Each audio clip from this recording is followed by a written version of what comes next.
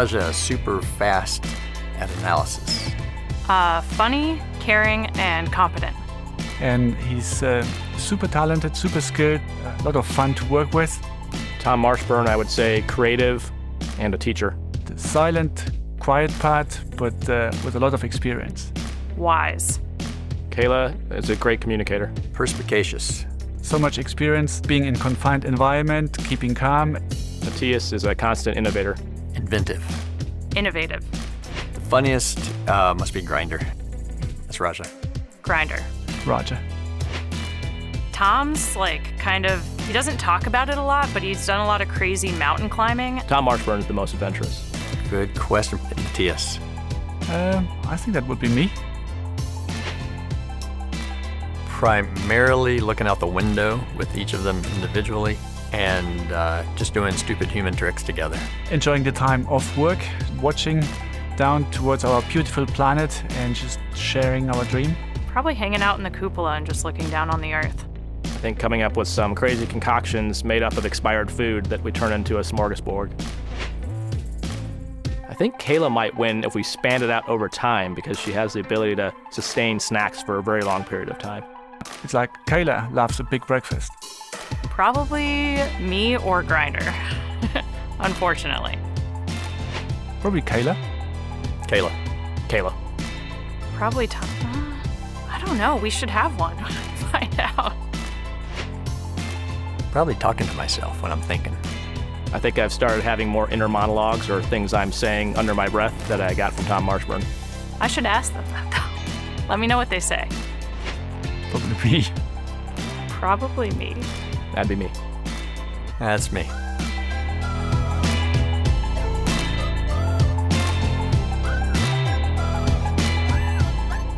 Left the model behind us with the door open just in Good. case. Just I'll go get in it. Yep.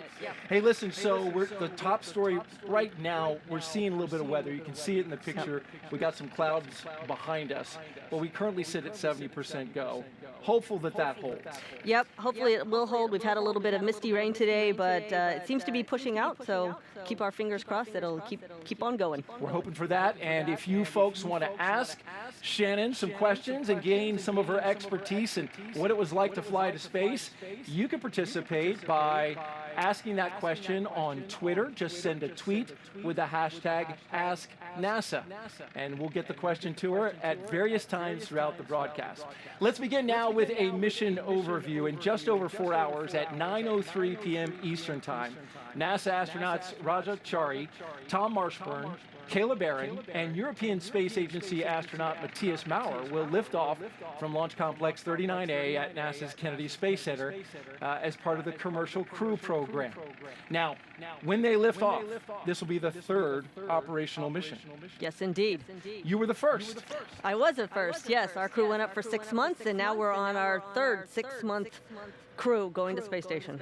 And so the crew 3, will be flying a brand new Dragon, so they got that brand new spacecraft smell when they go inside. So important. It's called Endurance, and it's been named by the crew, of course, and their patch as well. We'll talk more about that in a bit. And it's on top of a refurbished Falcon 9 that launched CRS-22 back in June. So, covering all of the action around the country, our teams at SpaceX headquarters in Hawthorne, California, NASA's Mission Control Center in Houston, and of course, right here in Florida. Hello, folks. So, we'll also talk with the Crew 2 astronauts about how they prepared for Crew 3's arrival before they came back home. And of course, we'll answer those social media questions throughout the countdown. And you can send them in, as we mentioned, by just using the hashtag AskNASA on Twitter. Okay, let's talk about the crew and what they did. You're familiar with this. Yes. Prior to today's flight, the crew shifted their sleep schedule. Always a fun thing. Yes. Waking up late morning, and one of the first things they did was this. Let's take a look at some video here. They stuck their sticker on the wall, literally. Right below Crew 1 sticker, there's Crew 3, and then they gave it a tap, slapped it on the wall. It's a new tradition. And Shannon, I guess you started that, right? Your crew? Well, yep. Well, I believe Demo 2 is there as well, but it's something crews like to do, leave their stickers wherever they are, so we put it on inside crew quarters. And then you see them here. They are awaiting breakfast. They looked hungry. They did look hungry. Food hadn't been served yet. Nope. Ready to eat. They're ready to eat. Ready to eat that pre-launch meal. And so we're ready to chow down on a launch if we can get that to happen today. So now, just about 90 minutes ago, that last meal, that will prepare them for liftoff. And what did you eat before you went to space? Yeah, everyone in our crew ate something different, but I was in the mood for a good old hamburger. So I had a cheeseburger and an arugula salad to offset it. A good beefy hamburger. Suited up for space flight. And the NASA helicopter, we want you to know, is here It's right there. Yeah, we're hoping to get some great aerial shots as well. At T-minus 4 hours and 5 minutes, NASA will turn Crew 3 over to the SpaceX team, and then we'll see some key milestones along the way to liftoff. The first one is suit up inside NASA's Neil Armstrong Operations and Checkout Building, or the O&C. After they're dressed, the suits are then pressure checked. After suit up, we'll see the crew walk out. The astronauts will leave the O&C building and give their final goodbyes, and this can be an emotional moment for some. Following the goodbyes, the crew will then get in their Teslas and begin the roughly 20-minute drive to Pad 39A. And once there, the 4 astronauts will ascend to the 255-foot level of the fixed service structure. Crew ingress follows, basically astronauts boarding or getting inside the spacecraft. And then after all the vehicle and crew checkouts are completed, the SpaceX closeout team will close Dragon's side hatch with the crew safely inside. At T-minus 40 minutes, the crew access arm, which is the long suspended walkway that you can see there it is in the shot, they'll use that to board Dragon, and then that will retract, followed by the arming of the launch escape system. Propellant loading on Falcon 9 follows. Then at T-minus 5 minutes, Dragon will be configured for what is called terminal count. And then finally, at T0, Crew Dragon and Falcon 9 will lift off, and roughly 12 minutes after that, separation from Falcon 9's second stage, and then Dragon flies to the destination, the International Space Station. That entire timeline, you lived it, you rehearsed it, Shannon. I wonder about that moment where you're saying goodbye. We're going to see that not long from now to your family and friends. Yeah, it is an emotional moment. So everybody's here down wishing you well, but saying goodbye to your family, it's hard on both sides. All right. Well, we begin with crew suit up just a few minutes away, but we want to introduce our team at SpaceX headquarters in California to show us what's happening there. Courtney? Hello from SpaceX headquarters in Hawthorne, California. I'm NASA's Courtney Beasley, and thank you for joining us live for the 4th flight of astronauts on Crew Dragon to the International Space Station. And I'm Jessie Anderson, a production and engineering manager here at SpaceX. And right next to us is Mission Control Hawthorne, where our teams are monitoring the vehicle, checking in on all of its systems, and the capsule is currently go for launch. That's right, and once the crew lifts off, it will take them about 22 hours to reach their destination, the International Space Station, with Dragon flying autonomously the entire way. But the crew will have the ability to take manual control of Endurance at any time if necessary. To help make sure the crew has a safe journey, our team in Mission Control will be monitoring the progress along the way. On console or headset are 6 key positions who are monitoring the health of the vehicle and the crew. The mission director, who is responsible for mission success, is in charge in the room. The person that you'll hear talking to the astronauts is the crew operations and resources engineer, what you'll hear is called the core. The other positions are focused on vehicle systems like navigation and control, avionics, software, propulsion, life support, and communications with ground segments. And NASA has its own team members in Mission Control Houston, where they've been preparing the International Space Station for Crew Dragon's arrival. We'll meet several of the key players later when we check in with Houston. For now, though, let's go to John Innsbrucker for an operational update on the launch countdown. John. Hi, I'm John Innsbrucker, Falcon 9 Principal Integration Engineer here at SpaceX. We're just over 4 hours to launch. And over the next few minutes, the SpaceX NASA teams will undergo a series of polls to verify that the advanced team and the crew are ready to enter the pad and the spacecraft. There's also going to be a countdown briefing that goes over items such as crew, weather, and vehicle status. Now, leading up to tonight's launch, the SpaceX team performed a static fire of the Falcon with Dragon vehicle back on 27 October. This ran the team and the flight hardware through the countdown. We ran the engines for 7 seconds. Now, following the static fire, we drained the rocket of propellants, and we did a full dress rehearsal for the crew on October 28th. The crew suited up, they entered the capsule, and they performed the countdown steps with the Dragon flight team. Now, once the rehearsal was complete, the crew was out of the capsule, the SpaceX and NASA teams loaded the final cargo into lockers on the floor of the Dragon capsule. Now, as you see on the video there, the Falcon 9 with Dragon has remained vertical on pad 39A since those tests, waiting out weather and the schedule for tonight's launch attempt. Our next major activity is going to be arrival of the crew just inside T-minus 3 hours. Now, while the crew and the hardware currently go, we're also keeping an eye on the weather as another important factor in a launch. The astronauts just received their weather briefing about 10 minutes ago before we went live with the broadcast. While we're watching cumulus crowds, possible precipitation, we expect that the weather will stay west of the launch pad and it will be improving through the evening. So currently, no issues with the weather. Now, in the event things don't go as planned, such as an abort, SpaceX and NASA are coordinating with the U.S. Coast Guard to ensure crew safety upon splashdown. This includes extra ships and air assets to patrol the 10 nautical mile keep-out zone. This is to help mitigate safety concerns for any boaters approaching the landing area. Now, as usual for Dragon flights, we have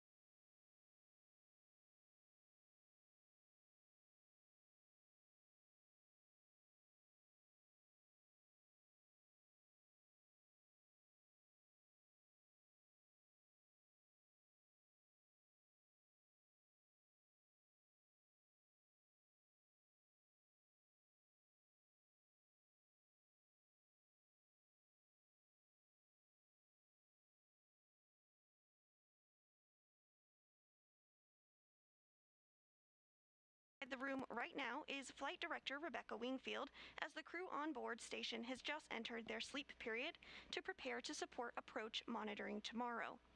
Wingfield will return as NASA Flight Director for Dragon's approach and docking, and she'll lead the joint NASA-SpaceX go-no-goes once we're in joint operations, with mission controls here in Houston and at SpaceX in Hawthorne working in sync to bring Crew Dragon to its new home in space.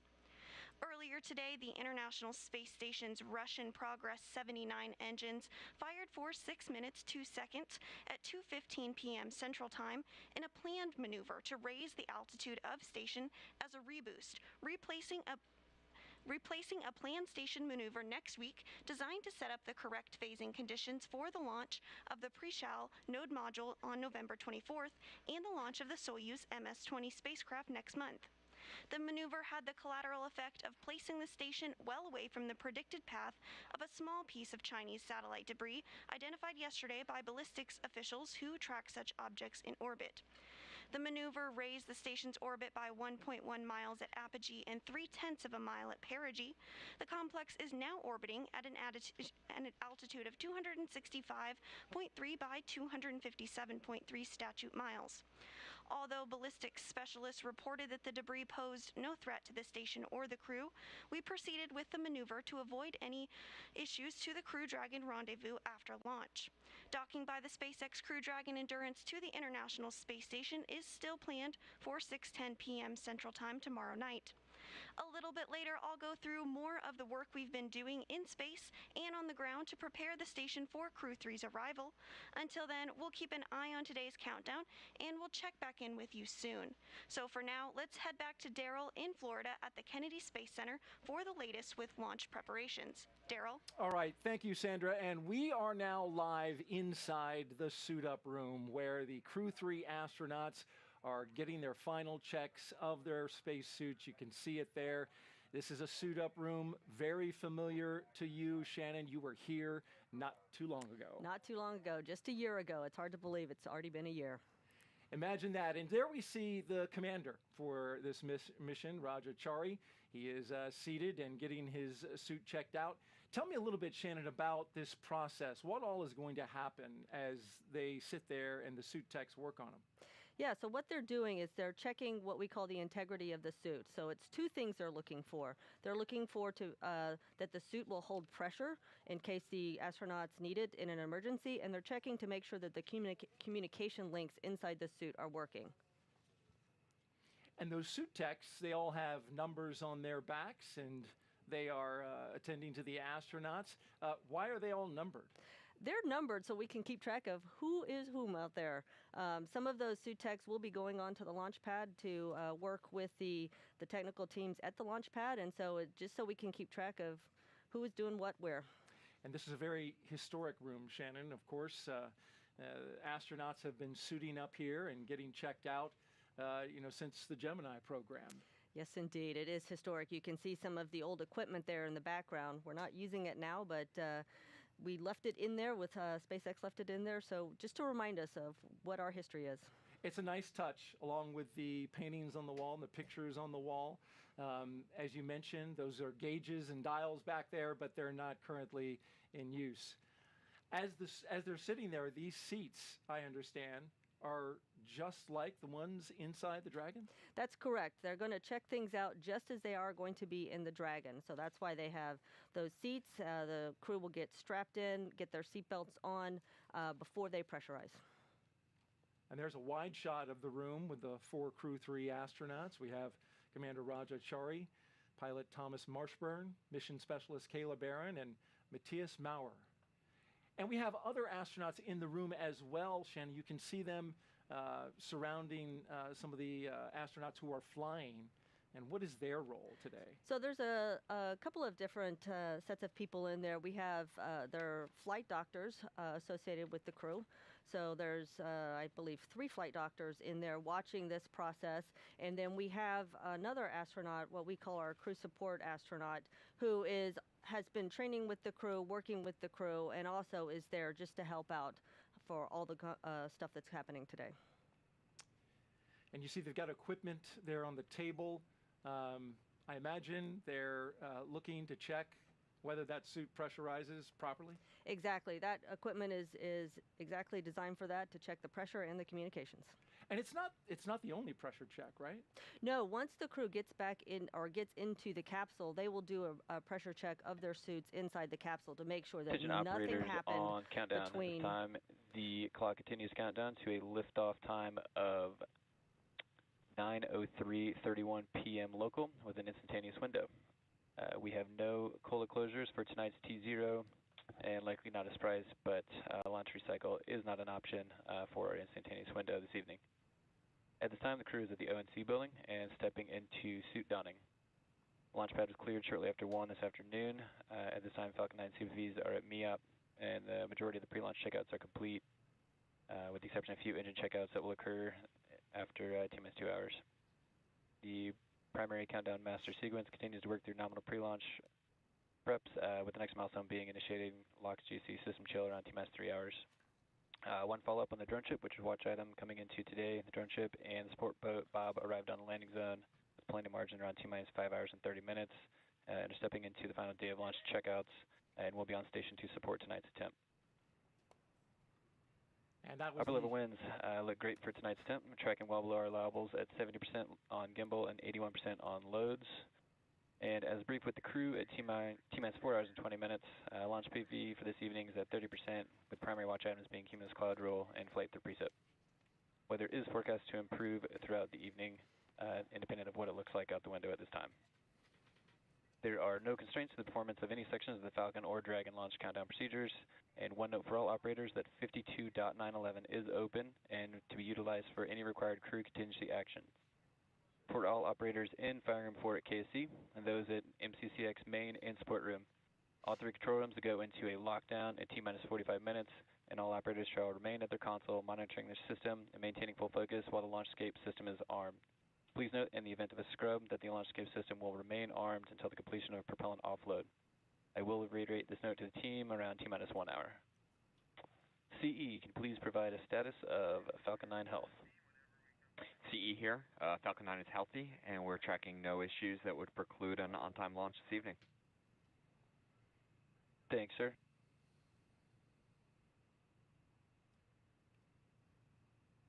All right, that's a good call out by the launch director there for SpaceX. Everything sounding good. I particularly appreciated that he said, despite the way it looks outside the window, MD which to is gray and countdown one. cloudy, Yep. and a little rainy, Yep. hoping the weather's going to pass. Hoping the weather's going to pass and we'll be able to launch Hey, tonight. MD, could you please provide a status on Dragon Health? Checking, no issues for launch today. Thank you, ma'am. That's good to hear. At this time, there are no additional notes for the countdown briefing. If there are no additional comments or questions, this will conclude the briefing. We'll proceed into tonight's attempt. Really quick, want to note on the screen, number 23, that's astronaut Stephanie Wilson, who a veteran of LD out. Space shuttle flights. Yes, she's had 3 space shuttle flights, and she's been training as the backup to this crew. So she is the one that's there helping them out, being the astronaut most engaged with this particular crew. And she'll go all the way out to the pad, Yes, right? yes. It's a great shot of her there as she provides that support that's really important to the astronauts. It is important. It's really important to have somebody that knows what you're going through to lend a hand. This is the 3rd rotational crew to fly on a commercial spacecraft, and of course they bring a diverse set of experiences to today's flight. Let's break them all down. Crew Dragon Commander Raja Chari. He's a colonel in the U.S. Air Force. He holds degrees in astronautical engineering and aeronautics. Chari is also a combat veteran, having flown the F-15E aircraft during CE, MD Operation on Rocky countdown Freedom. 1, comm check. CE, comm check. How do you read me? I got you 5 by 5. How me? You as well.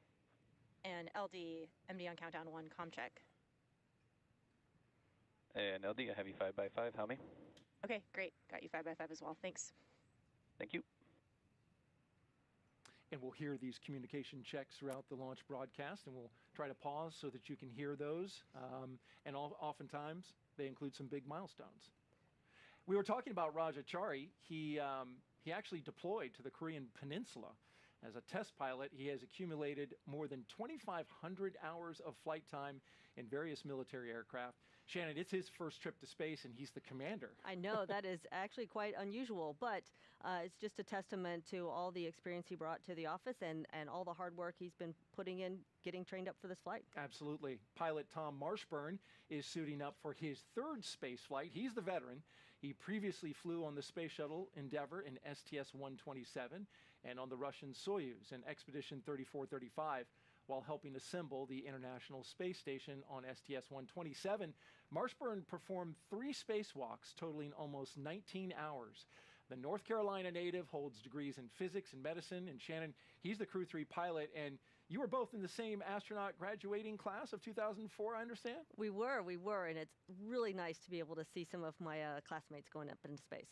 And he came from emergency medicine, so he's a good guy to have on board. He's a good guy to have on board, absolutely. Mission Specialist Kayla Barron is about to make her first trip to space. The Washington State native has degrees in nuclear engineering and systems engineering. As a submarine warfare officer, she was a member of the first class of women commissioned into the submarine community. And she deployed 3 times while serving aboard the USS Maine. Shannon, she's doing your role back in Crew 1, the mission specialist. That's right. So the role of the mission specialist in the Dragon spacecraft is to assist the commander and pilot in their duty. So everybody is working together to make sure the crew's getting to space safely. She seems comfortable, calm. There's a nice little wave from her. Hello, Kayla, and good luck. And she actually, interestingly enough, has not seen a launch. That is true. Her first launch is going to be from the inside of a capsule. That is pretty exciting. That's going to be something else.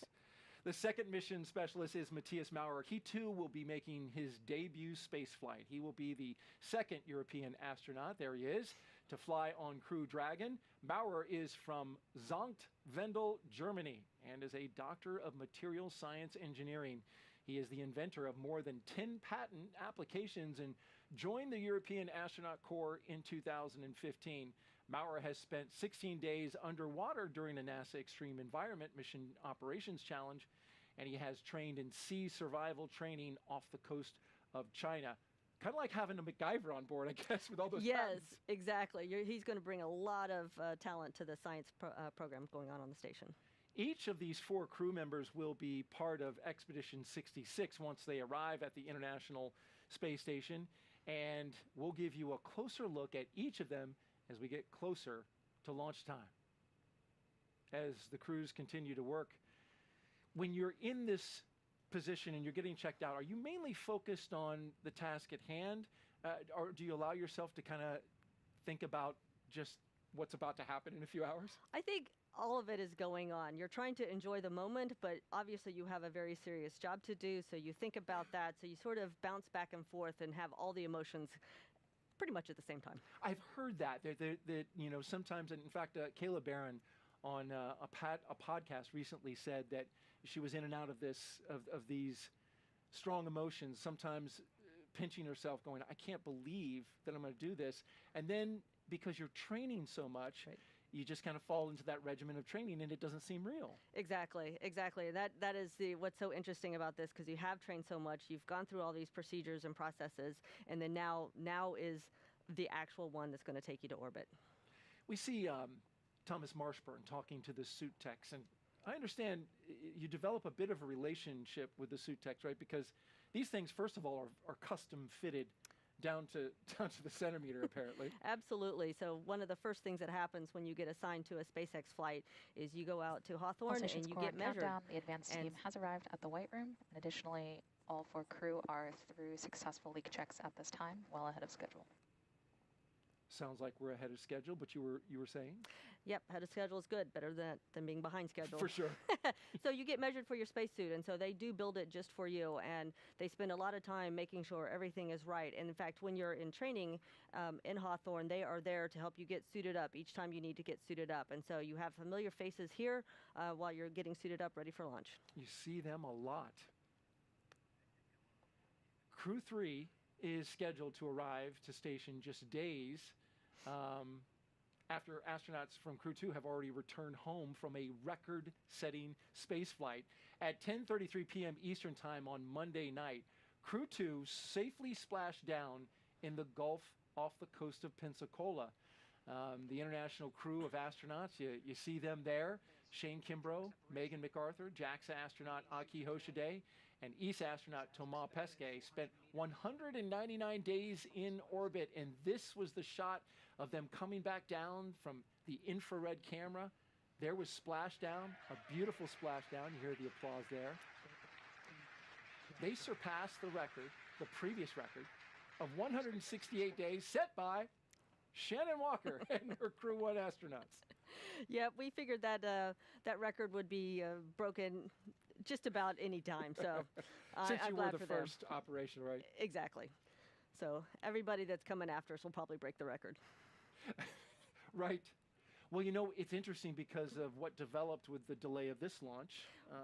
You know, initially there was the weather, and then we had an astronaut with a minor illness. Yep.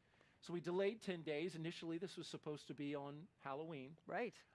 So they had to spend a little bit longer than they may have. They did. They spent a little bit extra time. The Crew 3 crew spent a little extra time in quarantine, and the Crew 2 crew got to come home. And there you see Thomas Marshburn having a spirited conversation with somebody. Yep, because they're ahead of schedule, they get to take a little time and talk to the folks in the suit-up room. Those Crew 2 astronauts, they were in these very seats, Shannon, back in April. We'll dive deeper into the work they did up on station a little bit later in the show. You know, what ended up happening because of the delay, there was no direct handover on the International Space Station. So now it's an indirect handover. Crew 2 is down, and Crew 3 is going up today, hopefully. Yes. So they won't see Crew 2. What does that mean? Yes, they won't see Crew 2 on the space station. So normally we like to have our crews overlap a little bit so that the outgoing crew can really make sure that the incoming crew is all set up to be efficient on orbit. And that means that they need to be told where everything is stowed, how things happen on the space station, so they can really hit the ground running or fly the ground running or whatever is appropriate to say in space station. Float around efficiently. And run in place. Yes. The crew has been training together for months, and each has their own unique connection to the mission. Let's talk a little bit about that. Tom Marshburn, he flew on the space shuttle. He flew on the Russian Soyuz, and now Dragon. And it is the first time Tom Marshburn is the only veteran on a space flight. He's with 3 rookies. But he says he can't wait to see the looks of joy on his crew members' faces in microgravity when they hit orbit for the first time. You got to see that. I got to see that. I was sitting next to Victor Glover, and it was his first ride into space, and so it was pretty exciting when he officially crossed the line and became a spacefaring astronaut. And who let him know that he crossed the line? Oh, that was me. Yeah, so he was busy doing work, and I was watching the altitude. So as soon as we crossed, I gave him a big congratulations. Oh, that was nice. And so Raja Chari, he's accumulated more than 2,000 hours of flight time, as we mentioned. He flew the F-35, F-15, F-16, the F-18. He flew combat missions and Operation Iraqi Freedom, and he deployed in support of the Korean Peninsula. Raja is the commander of the spacecraft, but it's also his first time flying to space, and he's a member of the NASA Astronaut Class 22, known as the Turtles, and they're talking about taking over. Yes, we have a couple of turtles on this flight, so it's good to see the new kids getting their turn in space. Absolutely, and the other one is Kayla Barron. It will be her first flight, Lieutenant Commander in the U.S. Navy and a submarine warfare officer. She was lucky enough to meet an astronaut and hear about flying on the space shuttle and heard what it was like to build the space station. She says that's what inspired her to get into space. She sees parallels between working on submarines underwater, where humans are not supposed to be, with working in the vacuum of space. You can attest to that because you did an underwater mission and you've been to space.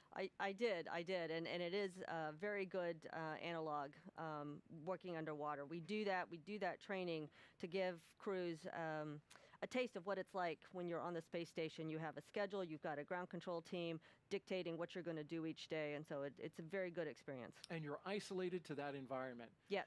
Which is something that is very real with these long duration space flights. Yes, absolutely. You don't have a quick trip home to solve any problems that you might encounter. Right. Matthias Maurer's first time flying. ESA named his mission Cosmic Kiss, which is basically a declaration of love for space. He'll be working on 35 different experiments over 6 months. Shannon, it's a pretty appropriate title for as busy as he's going to be. Yes, indeed. Cosmic Kiss, that's great. When you were up there working in space during your mission with Crew 1, what was the thing you enjoyed the most? Oh, goodness, there's so many great things to enjoy about being in space. I certainly enjoyed the work we were doing, all the science, but I also really enjoyed the camaraderie that I had with the crew. We were a very close crew. We had 5 people on the USOS side of the space station and 2 Russians, and we spent a lot of dinners together just talking about things. Sometimes that's the best. It is the best. During one of their many trips to train at SpaceX facilities in Hawthorne, our team had an opportunity to chat with Crew 3, and here it is. I wake up every day, can't wait to work with this crew. I am totally inspired by watching them work. Everyone's contributed a huge amount.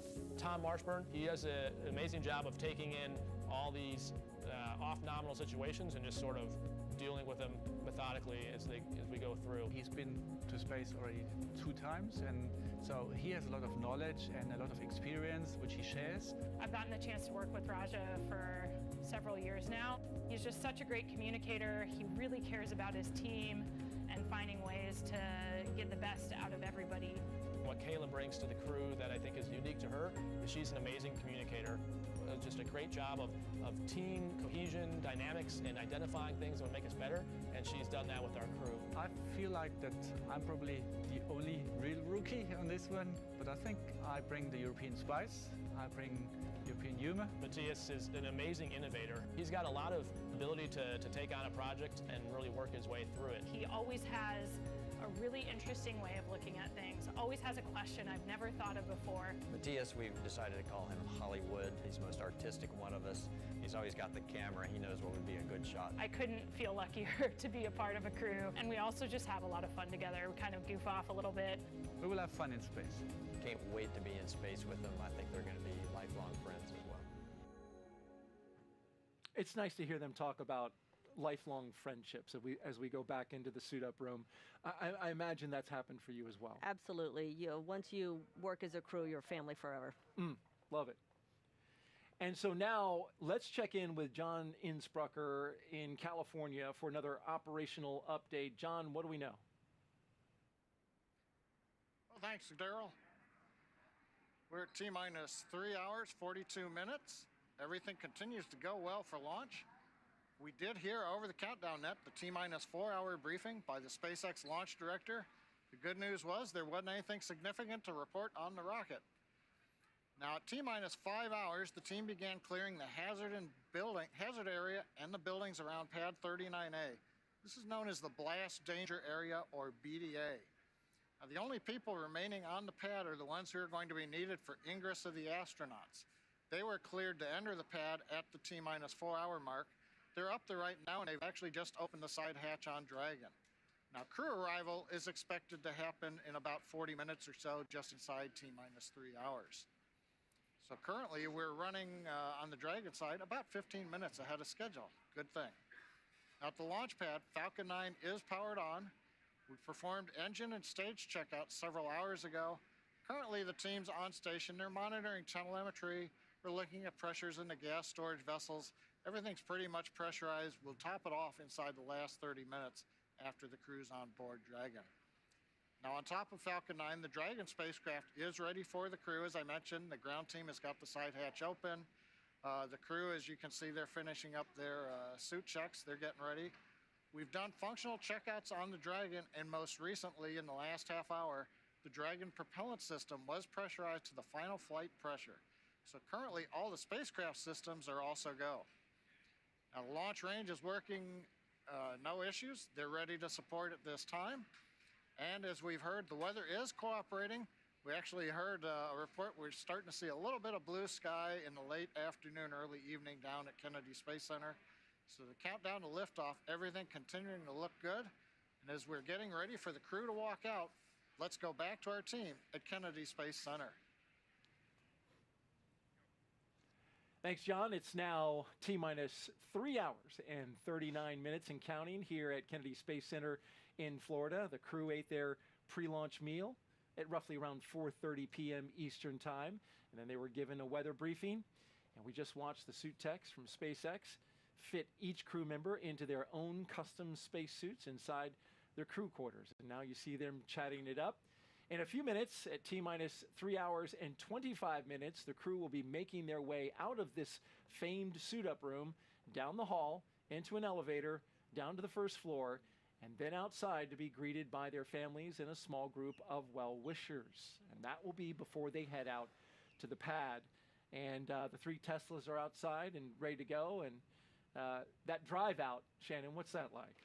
Oh, the drive out to the launch pad is pretty darn exciting because you know you are heading out to your rocket to go somewhere. To go somewhere is right. Yes. In space. In space. And so now All it looks stations like... core on countdown. All 4 suit leak checks are complete with data collection successful. Okay, so the call out that the suit We've got checks good are suits. good. Yep. Yeah. Good okay. suits. That's a great sign. That's a good milestone.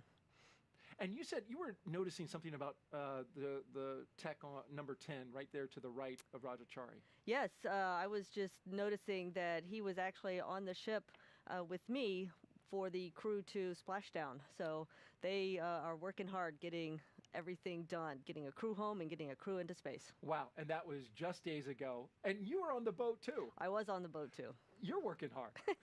We all work hard. We appreciate you being here after a long night. I know you were up well into the night and the morning on that. Now, there are 3 Teslas waiting to drive the crew out to the Launch Complex 39A, and there they are under hazy skies. They'll be riding in the first car. Riding in the first car will be the suit techs and the spacecraft closeout lead. In the second Tesla, Commander Roger Chari and pilot Tom Marshburn. They'll be sharing a ride with the NASA flight surgeon, a position Marshburn once held. And in the third vehicle will be Kayla Barron and Matthias Maurer and another closeout lead. And of course, we will follow the convoy every step of the way, live watching them go to their destination at 39A, the launch pad, a historic launch pad here at the Kennedy Space Center. And we're going to get you as close as we possibly can without actually being inside the car with them, Shannon. Yes, I suppose we could put a little camera in there, but anyway, we will track their progress from the ONC building out to the launch pad. We have another guest close by for launch today who worked for years on certifying the SpaceX Crew Transportation System. Earlier, NASA's Marie Lewis caught up to one woman who has been part of the commercial crew team since the very beginning. Brittany Sims, Launch Operations Engineer for NASA. Thank you for joining us. Thank you. So we are sitting inside the Mission Director Center that is on the Cape Canaveral Space Force Station. This is one of several control rooms around the country that hold NASA and SpaceX teams. And so you are sitting in here on launch day with the chief engineer for NASA, along with other engineers on the NASA side. Tell me, what are you focusing on? What are you working on when you're sitting on console as the crew is suiting up? Yeah, so during suit up, the crew, the engineering team, we're monitoring our systems, ensuring that everything's looking good as it should. So from the spacecraft to the launch vehicle to even the ground systems, just making sure everything is happening as expected. So in the event something's not looking quite right, we'll have a discussion about it and bring it to the chief engineer, who I directly support. And so to ensure that we're still good to go. So part of the task that I'm responsible for is making sure that we keep track of all those issues and kind of work through them. And then as we proceed down the count, there's certain critical times in the count where the NASA engineering team is asked if we're still continuing to good to go. And so making sure the engineering team is ready for those particular pulls is also part of my responsibility. And then at the end, as we get closer, we'll give our final thumbs up to the NASA launch manager, and who will provide that final response to SpaceX on behalf of the NASA team. So pretty exciting time, very focused and ready to go.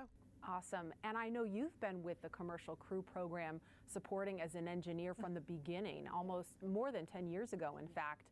So, and you've had the opportunity to work here on console for every mission and watch every crew suit up. What is it like in here when you're working as part of that team and you're watching the crew suit up, when you've seen firsthand all of the work that's gone into certifying the SpaceX system? It's like a dream, you know. Sometimes I just want to pinch myself, because I remember when I first started very early in my NASA career supporting Commercial Crew Program, and it was really just a concept very early in development on paper, and now we're here sitting at another SpaceX launch as they're launching our astronauts to the International Space Station, and they're certified. So it's really exciting, you know, the fact that I was able to see it and see it where it was at in the very beginning, and now here still being a part of the team where it's operational. I just get even more excited to think about where are we going to go with these commercial partnerships in the future. Are there any superstitions or traditions that you have with the launch team in this room? I actually do. I wear a special pair of shoes since the very first mission, and I learned about this through the chief engineer, who wears a special jacket every time. And so, yeah, I have a special pair of shoes that I wear each mission, just to be a part of it, to make sure we're all successful, to add my part to it. Very nice. And I heard something about chili after launch? Yeah, this is a tradition all the way back from shuttle. I imagine they might have did it in Apollo 2, where after every successful launch, we'll have a cup of chili and a piece of cornbread when we walk out the door, celebrating our success for another mission. So yeah, it's pretty cool, pretty fantastic. Interesting. Well, yeah. I hope you get to enjoy that. And lastly, I want to ask you about, I know years ago you used to keep a photo of the first astronauts who were assigned to the Commercial Crew Program, the cadre they called them, the original 4. And 2 of them have since flown already on the SpaceX system, Doug Hurley and Bob Behnken. And you used to keep their photo in your cubicle at the operations and checkout building. Tell me why you kept that photo there. You know, there's 2 reasons. You know, looking at that photo first is just a reminder of the importance of what we're doing and who's on these vehicles, right? They're fathers, they're sons, they have families, and so they're entrusting us to get them there safely to their destination. And so it's a reminder to continue to always be vigilant in anything I do as I get to support this team. And so it was always important for me to have that photo there, because I've got an opportunity to interact with them prior to their flight. And then also the second part of it, it was also a reminder to the fact that that was my dream, to come to NASA and fly astronauts safely to wherever their destination is. And so it's a reminder that, you know, you honestly can accomplish anything you set your mind to, because I'm a living example, and I was able to do it, and I'm doing it here today. All right, Brittany Sims, launch engineer. Best of luck to you and the team on this launch of the Crew 3 mission. Thank you so much. Thank you. All right, and there you see a live view as we head towards sunset here on the Florida coast, which is right about now. Right about now. It's getting dark. We don't see the sun, mind you. No. We see gray skies and clouds all around, but there's a look at it there with the iconic vehicle assembly building there. But these clouds, we're told, are hoping to clear a little bit. And I talked to our launch weather officer, Brian Sizik, with the 45th Space Wing. He says that these clouds are somewhat thin. The moisture is thin, and so there's some dry air in the mid-level area of the atmosphere that's kind of drying it out. So it doesn't look good, but in fact, very thin level of moisture up there with those clouds that you see on the screen right there. Yeah, having these types of clouds is the good kind of clouds we have. What we really want to avoid is lightning. We cannot launch when there's lightning around the launch Absolutely pad. right. And there are many criteria that govern exactly whether the spacecraft can launch through weather and the conditions of lightning, as Shannon mentioned.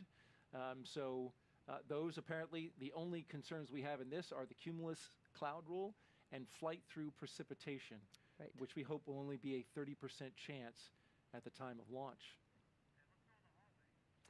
Let's check in at the hallway and look at the beautiful art inside astronaut crew quarters. 23,000 square feet of crew quarters there, and they have dorm rooms that are very homey and comfortable. You've stayed there, Shannon, and you've seen that art. That's a nice touch that's just been added recently. It is a nice touch, and they have all different kinds of art that really cover the whole history of our space flight that we've done in this country. And so we've got various artists making their, donating stuff to us, which is really nice. And it's space-themed art, so it fits, the area. It certainly fits the location.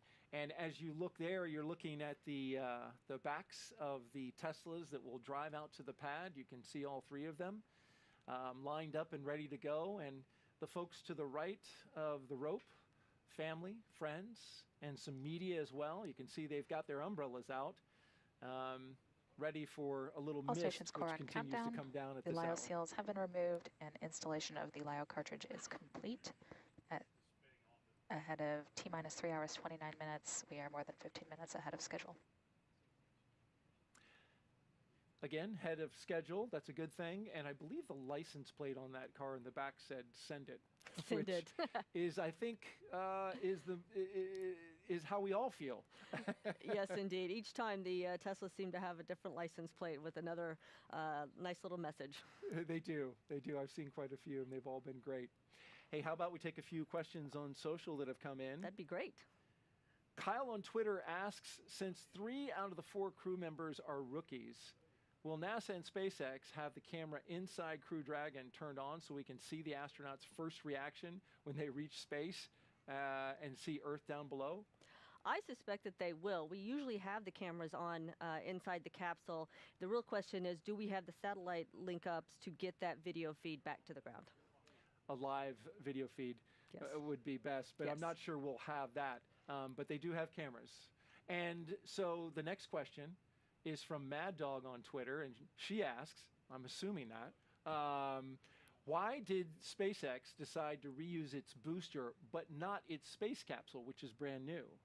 Yeah, that's an interesting question. So as a general rule, SpaceX will reuse both boosters and capsules, and so a lot of it just has to do with the time it takes to refurbish things versus getting new capsules built so they will have more capsules in the future. Okay. Well, there's a beautiful shot outside with the clouds overhead. As light begins to dim, we've passed sunset here on the east coast of Florida, and a look out over the Atlantic where we still see a little bit of light. You can see that the clouds, they're not completely covering the sky. We do have some holes, and one of those holes is what we're hoping for as we go by. As time goes by. Yeah.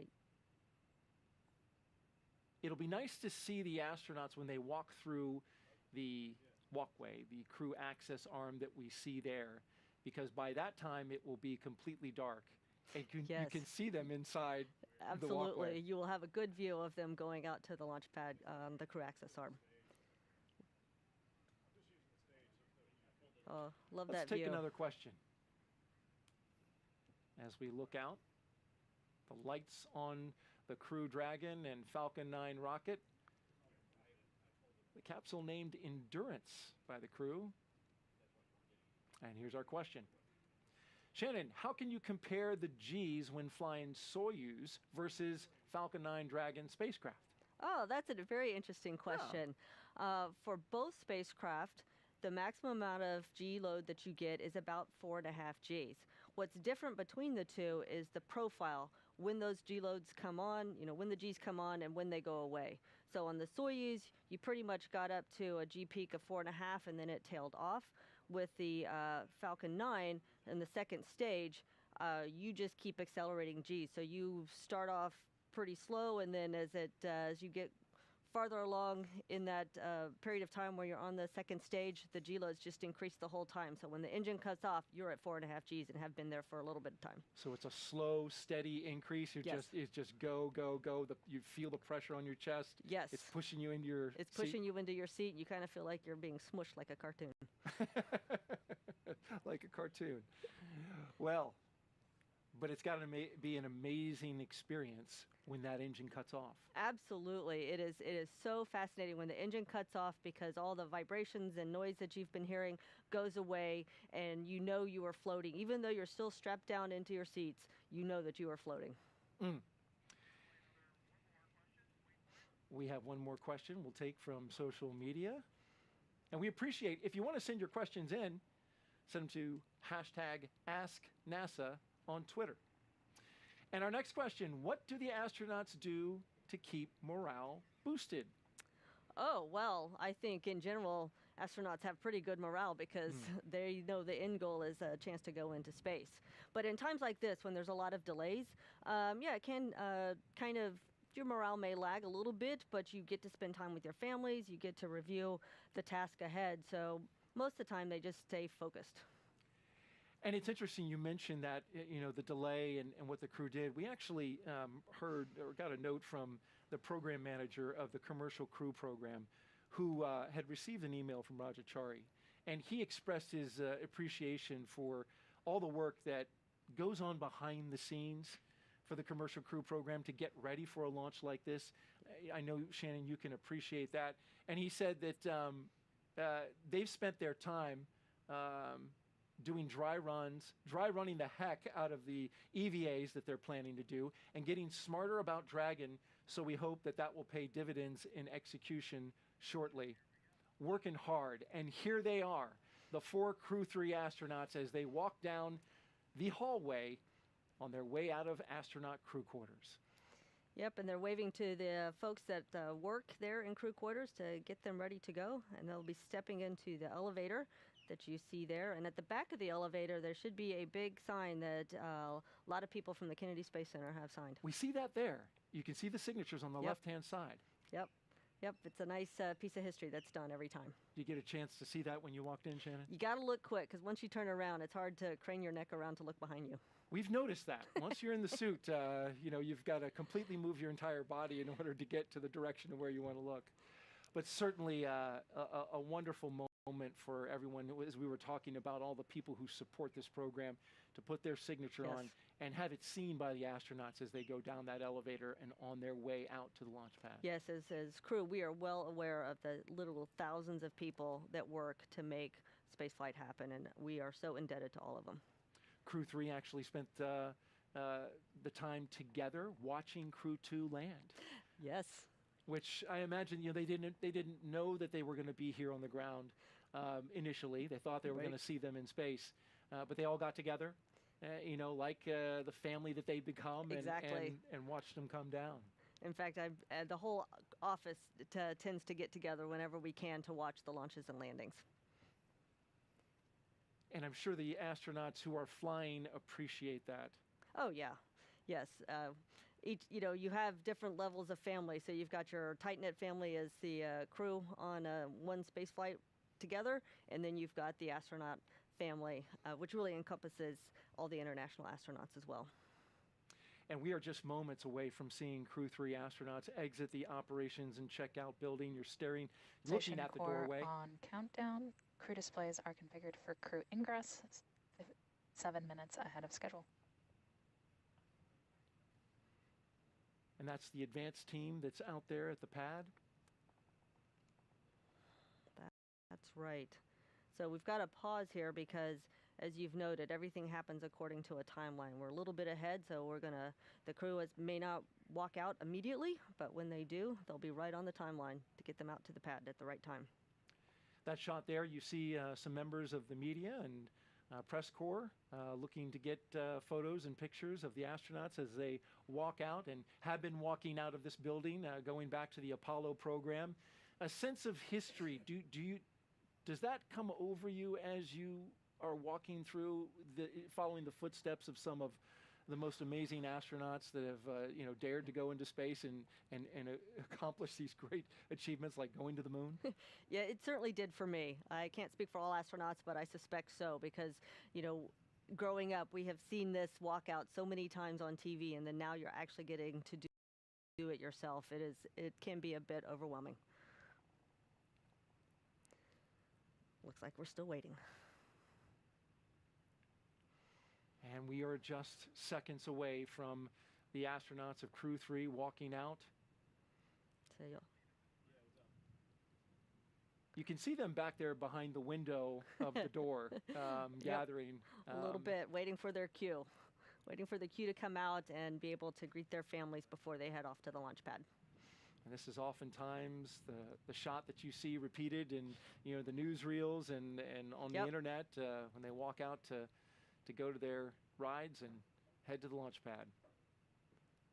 And there's stickers around this as well, Shannon. I believe you've got one up there. Yep, as mentioned before, crews like to put their stickers on just about anything they can. So just above the door, next to the NASA meatball there are stickers from each crew. I think yours is covering a little bit of the A on the end of NASA. Yeah, it's getting a little tight. It's getting a little crowded there, so we did the best we could. Here they come. And here they are, indeed. The Crew 3 astronauts taking their first steps outside before their journey to space. All stations, core on countdown, crew have walked out and are departing the ONC building.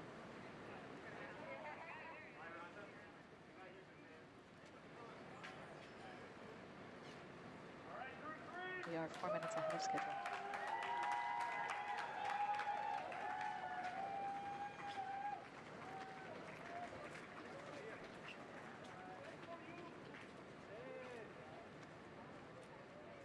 So the suit techs had their umbrellas on hand and ready. Yep, you don't want to go to space with a wetsuit. Yeah.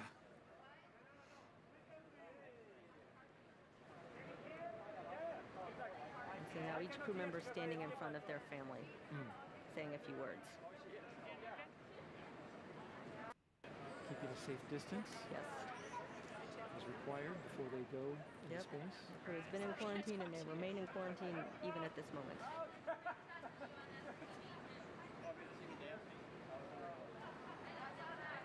Laughter and a lot of waving. I believe that's Matthias Maurer on the left-hand side.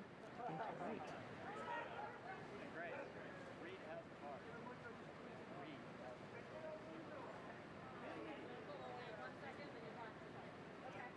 There's Roger Chari.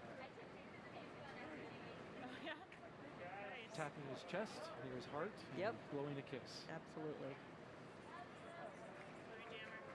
What was this moment like for you, Shannon?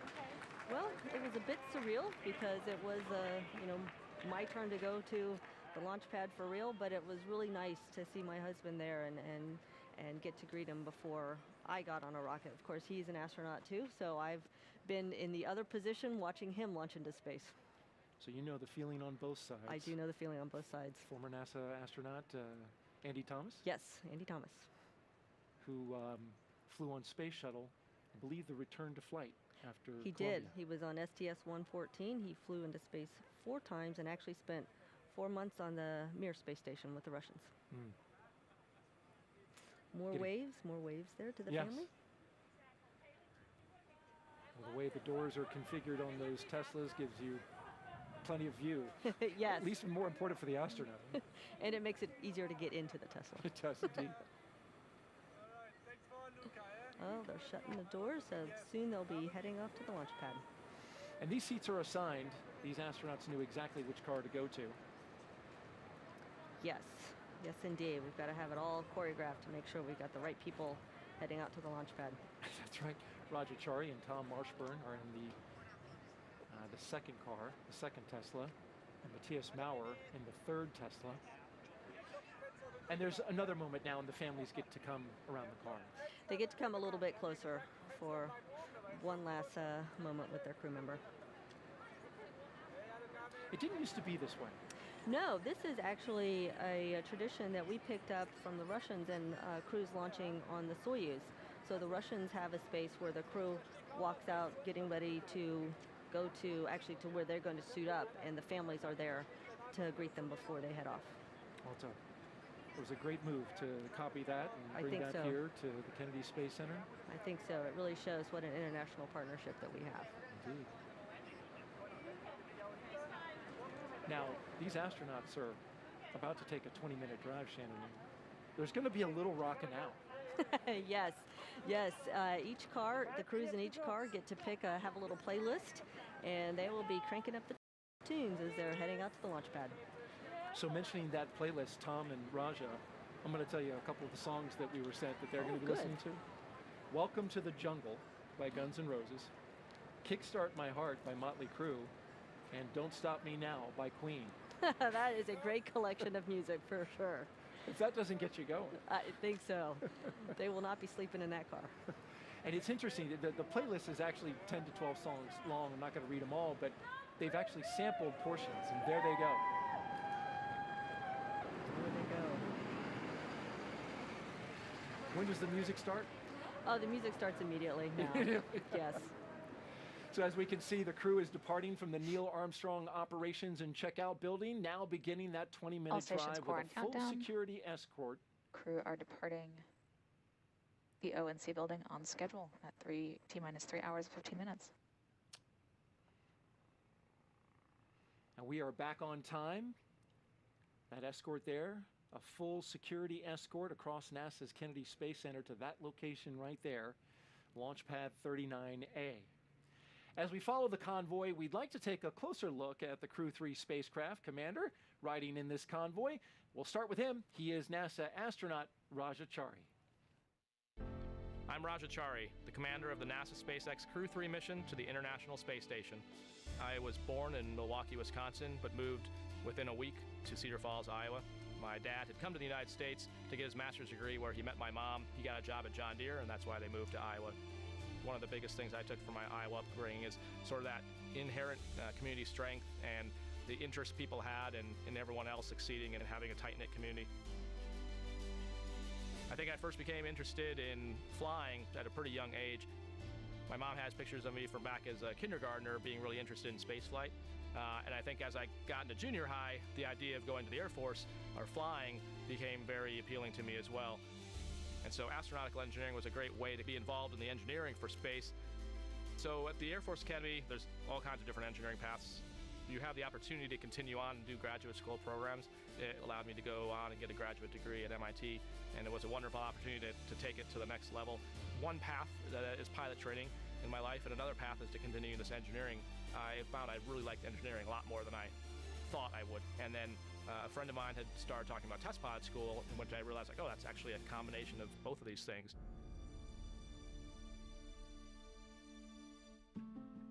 So for me, I think I first started thinking about the idea of being an astronaut was about the 2008 timeframe. But it dawned on me that, oh man, this is not just some weird, like, I want to be an astronaut when I grow up. It's actually in the path that's realistically achievable. So what do you say? How about I introduce the 2017 astronaut candidates? Raja's a 39-year-old lieutenant colonel in the United States Air Force from Cedar Falls, Iowa. And so that was how I wound up on the path of applying. So on the SpaceX vehicle, my job as a commander is a fewfold. I don't need to tell Kayla, Tom, or Matthias how to do their jobs. They already know how to do their jobs. It's really more a matter for that 1% of the time where something off nominal happen, what is the best split of resources of, what is the best interactions between those players to get the best result. And so managing those different pieces of the puzzle is really, I think, what the crew part of the commander job is. It's really mind-boggling when you think about how much effort it takes to put people in space and then to sustain them in space. I think what's cool and why I like NASA is none of those people are doing it for the money. They're doing it because they believe in the mission. They're doing it because they believe in solving humanity's problems and pushing exploration. That's the reason people are doing it. I think if anything, it's taught us that we as humans have this great ability to endure through just about anything. You just have to put your mind to it.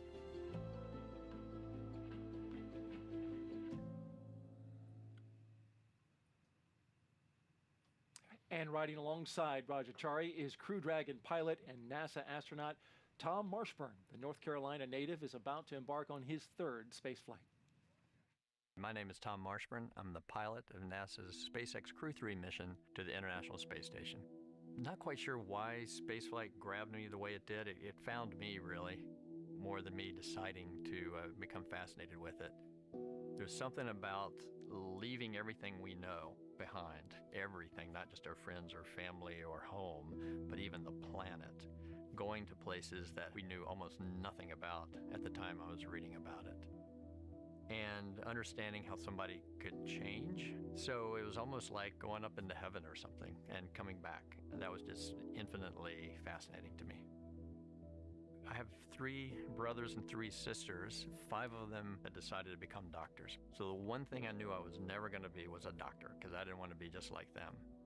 But while I was in graduate school in engineering physics, I realized that everybody I was hanging out with, everybody I enjoyed being with, were either medical students or doctors. Maybe medicine's something for me. And it turned out I loved it.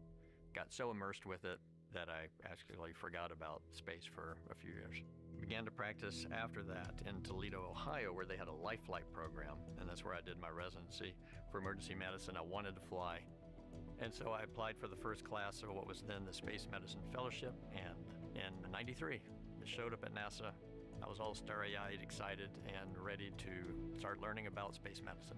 I got to know the patients. I got to know the astronauts and the pilots that I would be working with later, and that was an enormous amount of fun. One of my first jobs then as a flight surgeon was to get shipped out to Russia to support the Phase 1 program, which is when we took NASA astronauts, put them on the Mir space station so that we could learn about long-duration spaceflight before we started sending astronauts to the International Space Station. There's something about working at Johnson Space Center, I think, that if anybody had ever considered flying in space or wanting to, when you show up and you see the incredible things that everybody is doing, it's hard not to get the bug to want to apply and become an astronaut. So I did 3 spacewalks and supported a 4th as the inside crew member. The main goal for us was to take these batteries, each weighing about 200, 250 pounds, and move them from the robotic arm that was holding them from the space shuttle and move them onto the space station. This had not been done before, so it was very thrilling.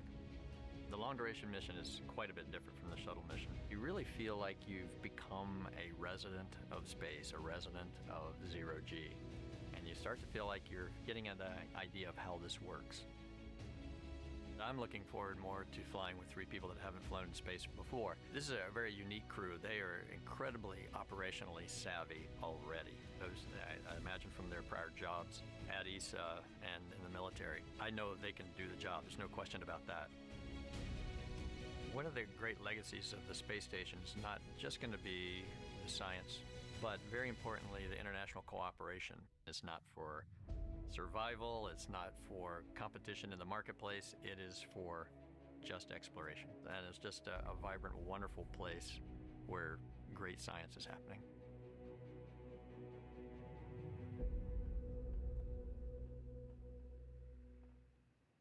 And there you see a live view of the Crew 3 astronauts making their way to the launch pad here at the Kennedy Space Center in Florida. You're watching coverage of the launch of Crew 3.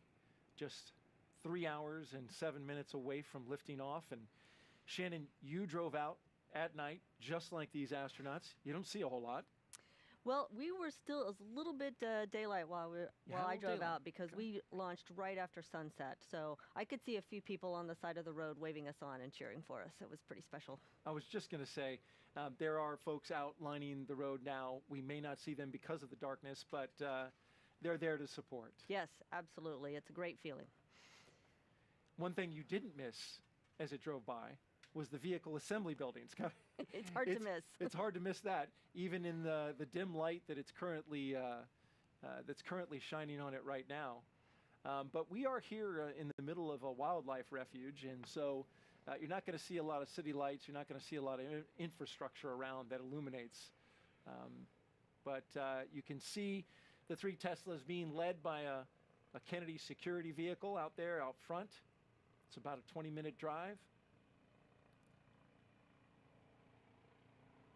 And they're getting ready to turn onto the road that goes right in front of the vehicle assembly building. We've got our helicopter up. We do, watching the action from above. That's good. Yeah. Watching the convoy as they go along. And as they drive by here, Shannon, 2 of our astronauts, Chari and Kayla Barron, are part of the Artemis 18. As they drive by the VAB, they're well aware that there is a fully stacked Space Launch System rocket that is going to send an Orion spacecraft on a test flight to the moon. That's right. I know they're aware of it. They're probably not thinking about that right now, but they know it's there, and we are all looking forward to its launch early next year sometime. In fact, this camera angle is from on top of the VAB looking down 525 feet up. It's a huge building. It is one of the largest buildings in the world by volume. And there you can see it passing by the press site area. And yes, we can see them off to the right here. We can see them from our host desk position. Passing right by the VAB on the way to pad 39A. Now the crew convoy is approaching the pad and entering what is known as the blast danger area, or BDA. Before any pad technicians, engineers, or astronauts enter this area around the launch pad, the SpaceX and NASA teams have conducted internal go and no-go polls to make sure that the area is safe to enter. And on that ride is mission specialist Kayla Barron, riding along with Matthias Maurer. She has a unique background as a submarine warfare officer. She was a member of the first class of women commissioned into the submarine community, and this is her first trip to space. I'm Kayla Barron, a mission specialist for NASA's SpaceX Crew 3 mission to the International Space Station. I was born in Idaho. My family moved a lot when we were kids. We lived in Montana, Colorado, but for most of my middle school time and high school, lived in Washington State, in a town called Richland, which is in southeastern Washington. I'm the middle of 3 girls. My dad's an engineer, my mom's a math whiz and a runner. They always really raised us to be ourselves, which was really cool for me and my sisters to all kind of find our own paths. I knew that I would want to find ways to challenge myself and become a leader. That's how I first got interested in joining the military and ultimately got interested in attending the Naval Academy, where I studied control systems and robotics engineering. When I showed up at the Naval Academy, I thought I wanted to be a fighter pilot. And we have this really cool training between our sophomore and junior year. I kind of think of it at like the Navy's job fair. You go spend a week with every single major warfare community: surface ships, submarines, aviation. And when I got to go underway on a submarine, I just felt like this is where I belong. It's not for everyone. It's kind of a fascinating world. You develop your own little microcosm under the sea because you have to be able to provide everything you need to live and work safely and also accomplish a mission within your own crew. The time on my submarine was the most developmental period of my life for a lot of reasons, but especially because of the operational experience and operational teamwork I got to do while we were underway when we were deployed. I actually never even thought about becoming an astronaut until after serving on a submarine. For me, it was all those parallels that really inspired me to want to apply and to believe that I even could. All right, NASA family and friends, our first astronaut, Kayla Barron. I found out that I was officially on Crew 3 when I was on my way to the Neutral Buoyancy Lab for spacewalk training. And I got a text from the chief of the office, and he said, if you're awake, give me a call. So I gave him a call on my way into work, and he said, Kayla, you're on Crew 3. And I was just so excited. Crew 3 is just such an amazing group of people. It's a really special crew because I think everybody brings a really unique perspective and different background, and so there's always something to learn. And whenever we're faced with a problem or have a decision to make, it's really interesting to see the different perspectives and how together we make better decisions and come up with more interesting solutions. I just feel super lucky to be with people who all have such diverse perspectives and experiences, but have really learned how to mesh and work together as a team. I definitely would want to thank my family for supporting me on this journey. They've always been there for me and pushed me to chase my dreams and been super supportive every time I stumble or fall, helping me get back up and try again. Without them, to hold me accountable, to push me, I definitely wouldn't be standing here today.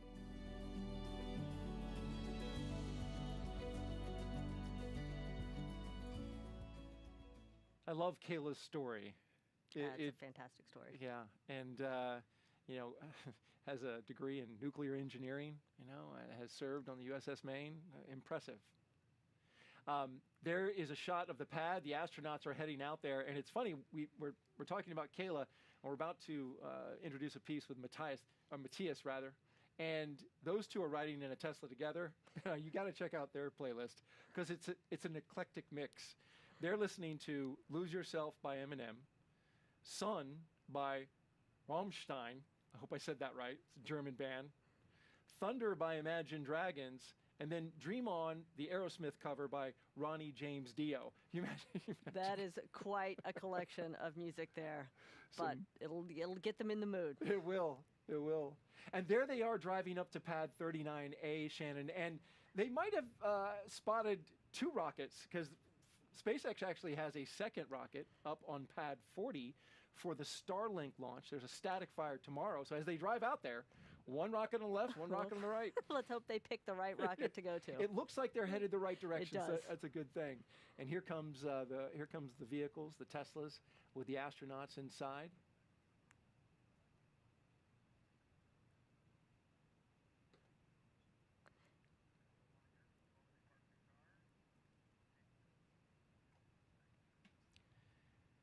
All stations core on countdown. Crew have arrived at the pad 5 minutes ahead of schedule. So they're going to pull the cars around and park right at the base of the launch structure there. Pull right up to the pad. Right up to the pad. Was it this close for Shuttle and Apollo, would you know, in terms of the vehicle getting access there to the pad? I believe it was. Now, I did not fly on the shuttle, so I can't tell you for sure, but I believe they did bring the bus that was carrying the crew out there right up close to the launch pad as well. That's a great shot as they make their way, the three vehicles, to the rocket. To the rocket. Beautiful. Now, before the crew makes their way to the elevator at the ground level of pad 39A, let's get a look at mission specialist and ESA astronaut Matthias Maurer about him making his first flight into orbit. I'm ESA astronaut Matthias Maurer. I will be mission specialist on the NASA SpaceX Crew 3 mission to the International Space Station. I was born in Germany. I grew up there, and for the first 20 years I actually stayed in the more or less the same area. I was an ambulance driver for almost 2 years, and I also financed my studies later on by working on the weekend. I studied 2 years in Germany, material science, then I went for a year to the UK, studied there material science, and discovered how much you can learn while being in a different country. That was a huge inspiration for me, and I decided to keep on learning more languages and continue in different countries. In 2008, ESA started the call for new astronauts. Out of 8 ambulance driver for almost 2 years, 10 candidates passed all the tests and were considered suitable for astronauts. I was one of them. I was always fascinated by space and what does an astronaut actually do. So an astronaut works with a lot of engineering stuff. We do science in space. We work in international teams, and the adventure that we are able to live as astronauts in a combination of these four facts: engineering on the edge of what is possible, science, international teams, and adventure that's only possible as an astronaut. I think Crew 3 is a kind of a rookie crew with only one experienced spaceflyer, Tom. But on the other hand, I don't feel like that we are rookies at all. Raja has a huge background in flying. Kayla, she has a huge background in working in a very difficult and highly technical environment. I don't consider both of them rookies. I believe we are an extremely good team, and after a few days in space, I think we will be there and it will be our environment. Once we arrive on the International Space Station,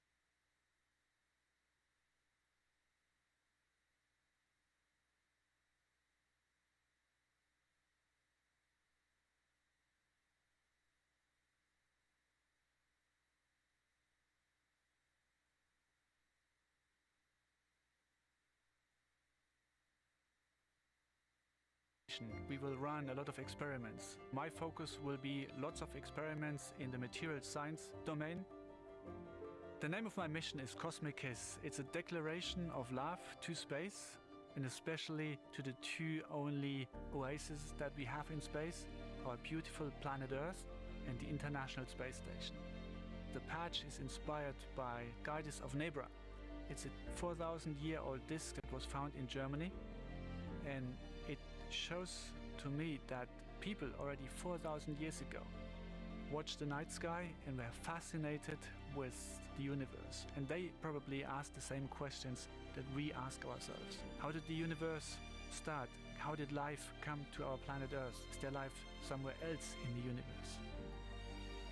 There's a huge number of people in Europe, in the US, in Russia, in Canada, in Japan, all those people that contribute that human spaceflight is actually possible.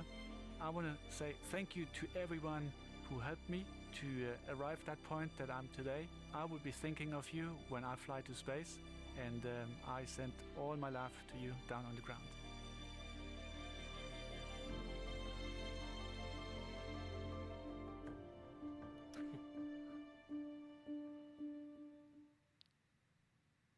Great hearing from Matthias Maurer, especially it's inspiring how he worked as a paramedic to pay for his schooling on the weekends. Such a diverse background, which is what we need as astronauts. We need people with all kinds of skills.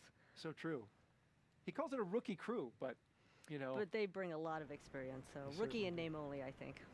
We're looking live now at the base of Launch Complex 39A, the base of the launch pad itself.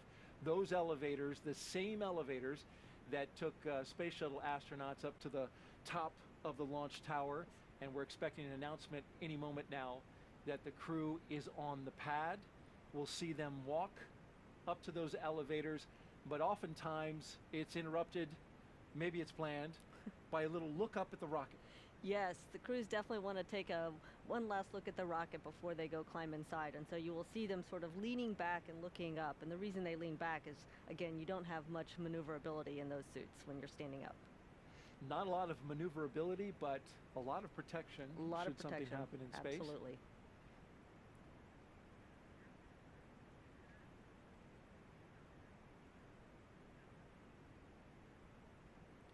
As we look at the elevators there is a specific path that you must take to get to the rocket, and you're looking at some of the shots of inside the launch tower. And Shannon, it's not a kind of find your way or even have anybody lead you. You've rehearsed this a number of times. You do. You do come out and practice getting your suits, going out to the launch pad, so you know what needs to happen the day of launch. And what are the white chevrons on the floor that we see there? Those chevrons are actually part of the safety system that we have on the launch pad. So if anything should happen while the crew is out there by themselves before they lift off, and they need to exit the capsule quickly, those chevrons will give them the direction that they need to run, or walk quickly. We don't really want them to run in their spacesuits and hurt themselves, but you know, it could be dark, it could be you might have fog, rain, smoke, who knows? So you just need to make sure you are heading the correct direction. And they stand out brightly against that black background. And there is the Dragon capsule. Won't be long until there's crew inside. It certainly won't. And you can see the systems that are connected inside. Those are temporary until they get them sealed up. That's right. So you've got that hose going in there is providing some air circulation to keep everything temperate for the crew. And once they're inside, then the crew will hook up to the systems of the Dragon, and they will get air flowing through their suits. Very good. They pre-chill the engines with fuel, and they also pre-chill, now I know, the capsule. They pre-chill the capsule, absolutely. It's called the White Room, that area right there, and there's a lot of history behind that room as well. Yes, that is the room that all the shuttle astronauts were in before they stepped into the shuttle for their flight, and so we have the same white room in use for the Dragon flights. Once again, we're back at the base of the launch pad with the elevators, and we should see the astronauts walking in at any moment now. Yes, any moment. What's interesting about the trip up for the Dragon versus the shuttle is actually, the ingress was a little bit lower down than we have for the Dragon. So you'll see after they step out of the elevators, the crew actually has to go up a flight of stairs. Look, I see one of the crew members and right there now. comes the first two astronauts. Looks like Commander they're gonna... Raja Chari and pilot Tom Marshburn. Yep, and it looks like they are going to take a look at the rocket. There they are, bending back, looking up. Having a little chat as they look.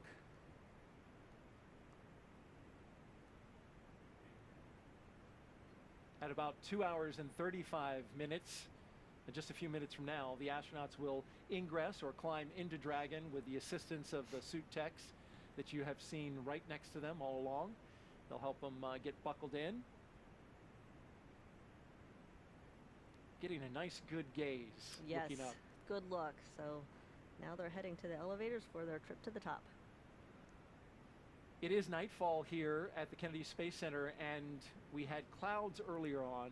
It's a little harder to see, but the misty rain that was coming down earlier, Shannon, and managed to blow in here on the host desk a little bit, that stopped, and that's a good sign. It is a good sign that the rain has stopped.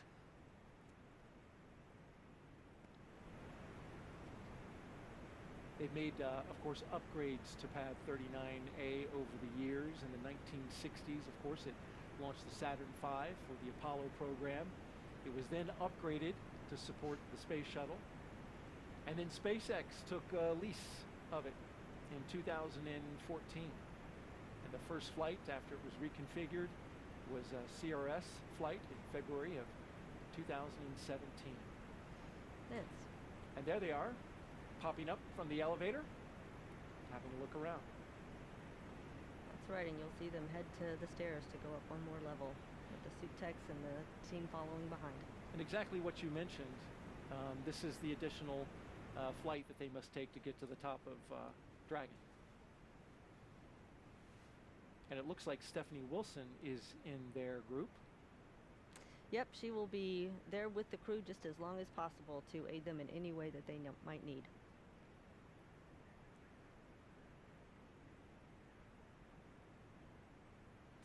The mission specialists, I understand now, are also in the elevator and headed on their way up. And in this particular view, Shannon, we know that there's a telephone there to the right of the pathway. That's right. So when they're up at the top of the launch pad, the crew will actually get an opportunity to call their families. And so someone's got the phone numbers, they'll be dialing for the crew and hand the phone over to the crew member. And I have to say, it's a little bit hard to hear because you've got that helmet around you, so it's not like you get the phone right up to your ear. And it's got big buttons. You showed me a picture on your phone. Yes. I appreciate, maybe it's if for those who have gloves on, still manage to punch them. Exactly. We want to make sure those phone calls happen. This is a split screen view that we just saw as you see the mission specialist, Kayla Barron, and Matthias Maurer making his way up the steps there, and they are all gathered now on that 255-foot level of 39A. Yes, and so they're waiting either for the phone calls or for their cue that it's actually time to ingress the capsule.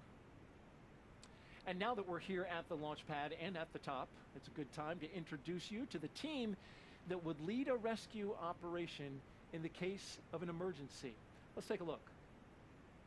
Safety is critical. We're in the business of launching people into space, and it is a dangerous job, and we want to make sure that the people who are going on the rocket know that their lives are in good hands.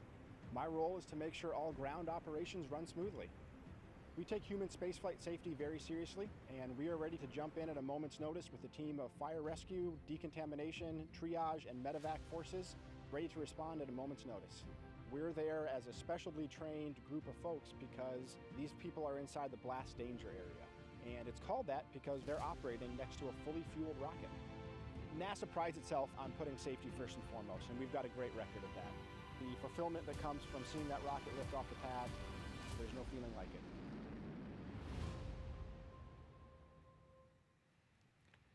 One of the really cool features of Dragon is that it can fly itself.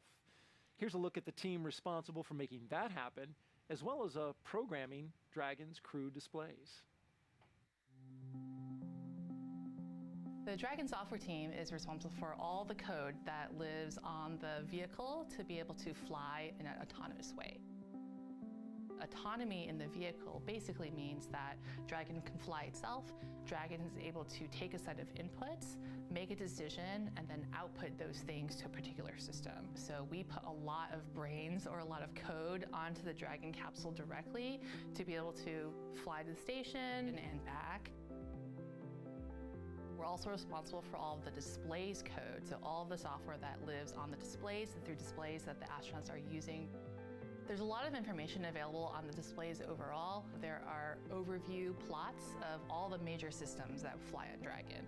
So for example, the propulsion system, the thermal systems, the life support systems, the avionics systems. We provide block diagrams available for the crew to be able to get a general sense of awareness of each of these systems, their health, their status, if there are any faults or failures.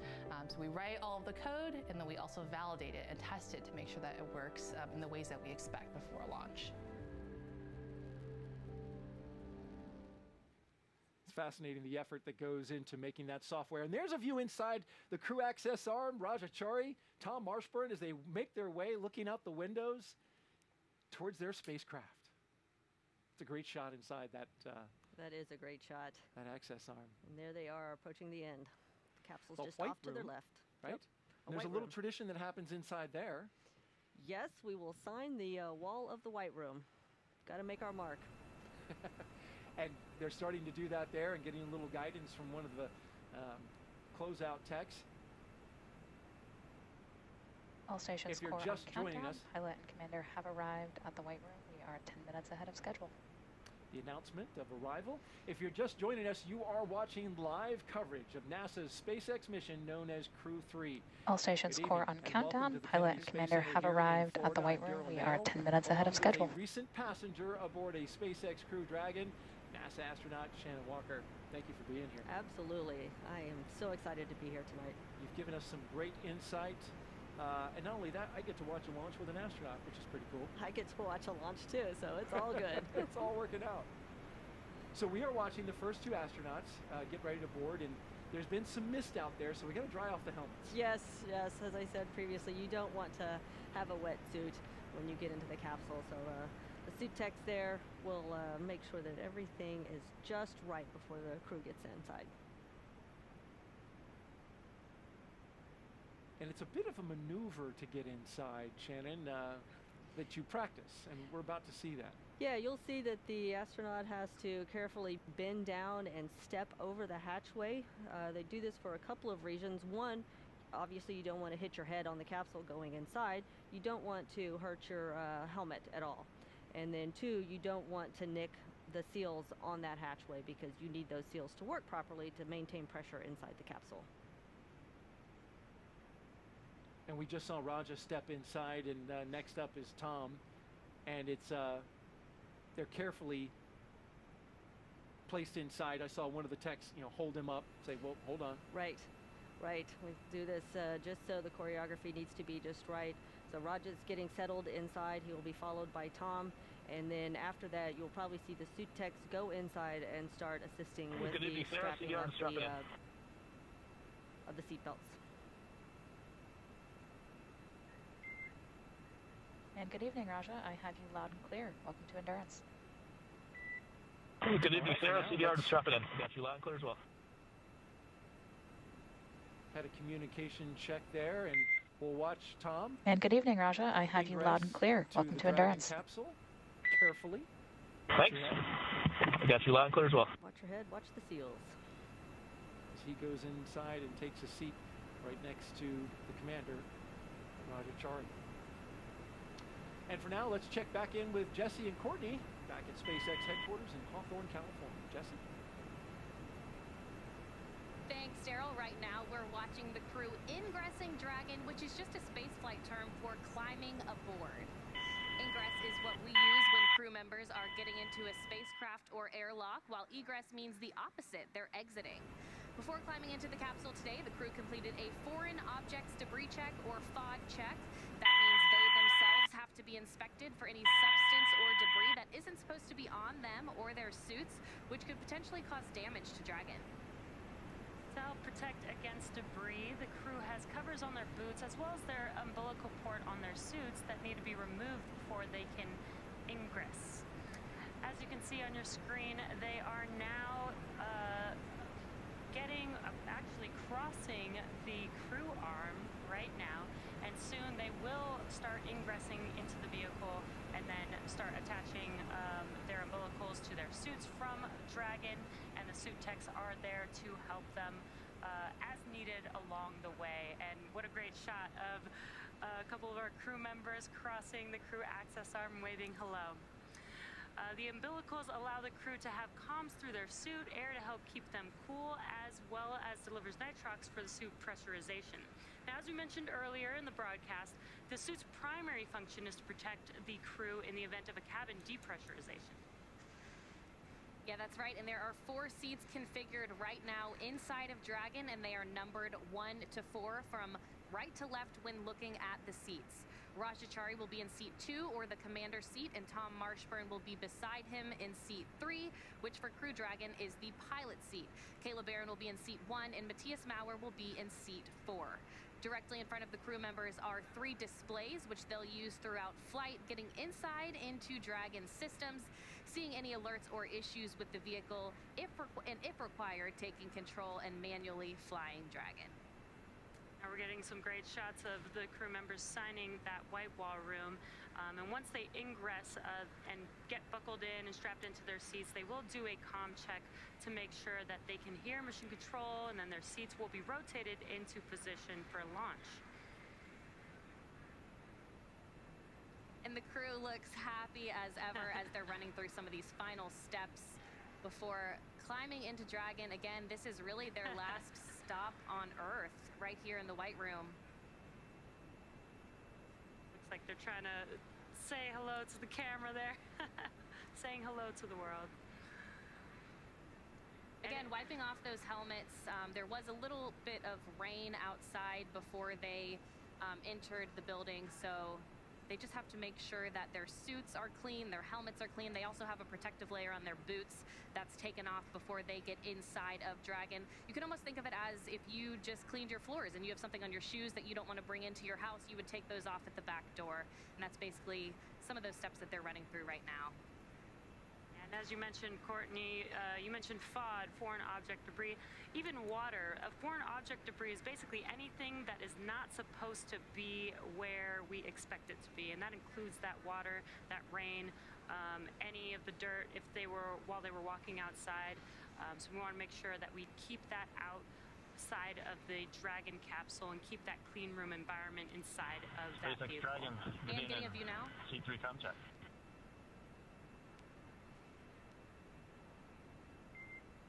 And Tom, great to hear your voice. Welcome. SpaceX Dragon, good evening. C3 comm check. SpaceX Dragon. Good evening. And we'll hear some of those informal comm checks as they climb aboard And Tom, Dragon great to hear your voice. Welcome. to their umbilicals and into their seats, getting a view right now. That's loud and clear, Sarah. Good to hear your voice too. Chari closest to us right now. Sarah, this is Kayla with a comm check for seat 1. Kayla, I have you loud and clear. Great to have you on board. Welcome. Have you loud and clear as well, thank you. Sarah, this is Kayla with a comm check for seat 1. Check from Kayla Barron, mission specialist on this mission, and you just saw that. Kayla, I have you loud and clear. Great to have you on board. Welcome. Have you loud and clear as well, thanks. So they're able to just get into their seats and get right to it. That must be pretty exciting. As soon as they got into their seats, they started to check it out. And we can see Matthias Maurer climbing aboard now.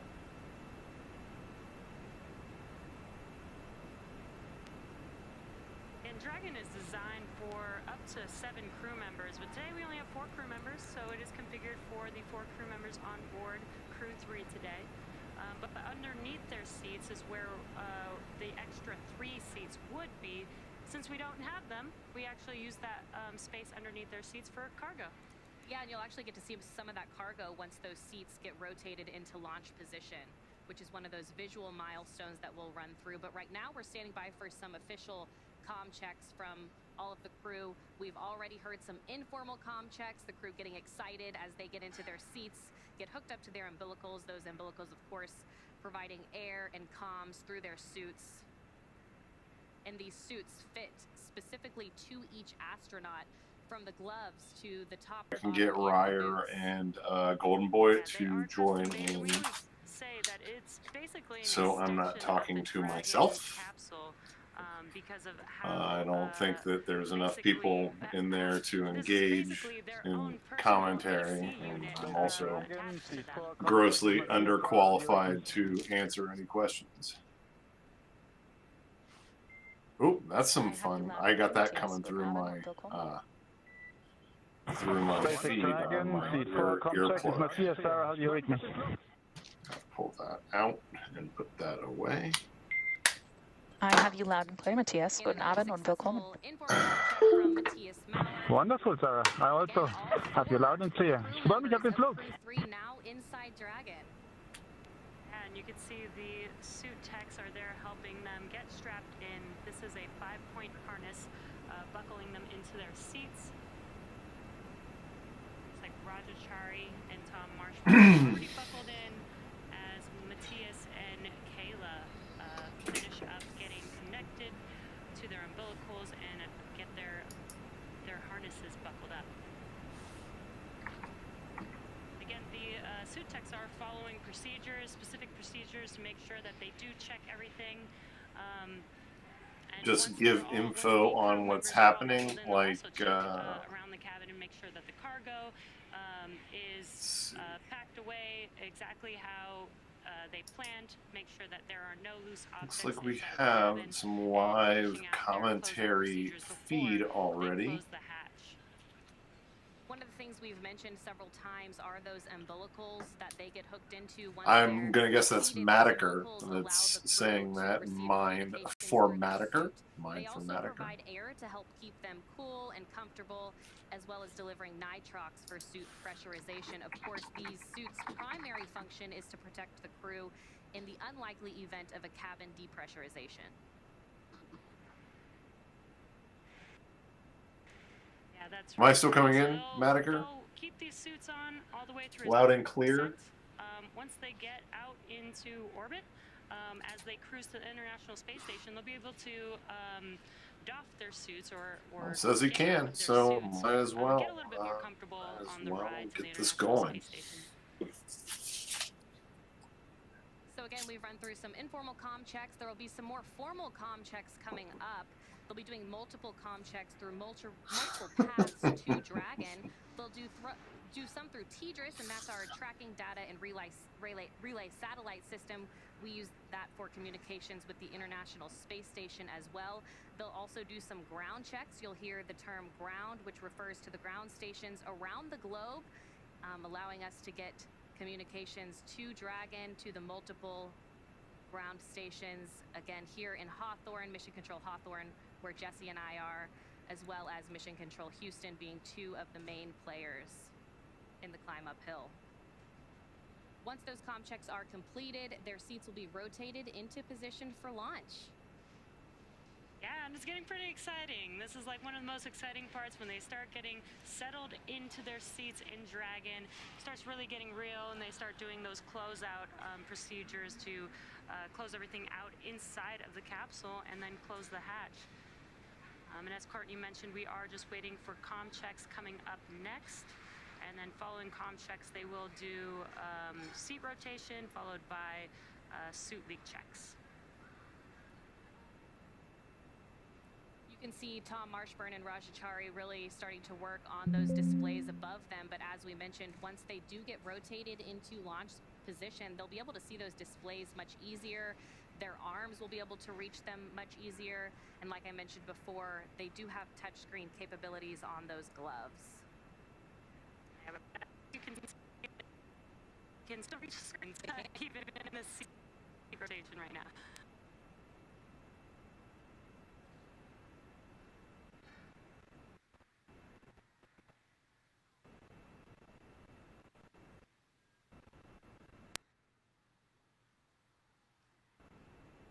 So if you're just joining us, the crew already arrived at pad 39A. They walked down the crew access arm to where they are now inside of Dragon. Of course, they made that stop in the White Room. They got to sign the wall before climbing in.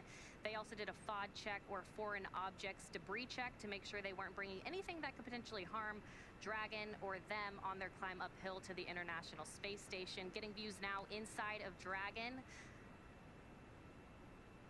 Commander Chari closest to us, Tom Marshburn to the right of him on your screen right now, giving a thumbs up.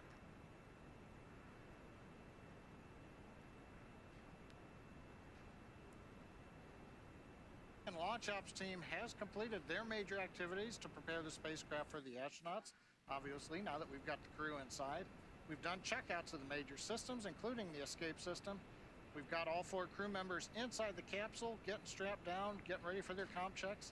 There are no issues in work right now on the Dragon spacecraft. Now, in the next few minutes, we should be starting up the comm checks with the crew and Dragon. We heard the informal ones as each member got hooked up, but there are 3 sets of comm checks that get done. As Courtney mentioned, the first one is the umbilical comm checks. That's essentially a hardline harness that's attached from the ground up through the launch tower into the Dragon capsule, right to the spacesuits. Then we'll do a check with the ground station. That's essentially where we bring up a SpaceX ground station here on Earth, and we talk to the crew through the radio frequency link. And then lastly, when we're on orbit, we will also use the NASA tracking and data relay satellites called TDRS. That's a constellation of 10 geosynchronous satellites that allows us to be in communication with Dragon most of the time when it's in orbit, and especially when we may not be over a ground station. So we're waiting to hear those call-outs right now in the Dragon countdown procedure, and once they're complete, then we'll move on into the next step, which is essentially getting the crew into launch configuration and backing the ground support team out of the capsule. Now, over on the Falcon 9 side, the team is located in Firing Room 4 in the Launch Control Center at Kennedy Space Center. They're settling in for their final checkouts and propellant loading and launch.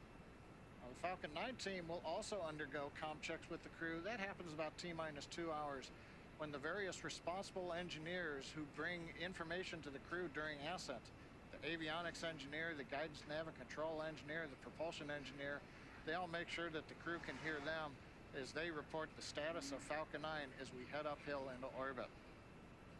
Now, currently on the range, the third of what we call the 4 factors to support the launch: spacecraft, rocket, then we've got range.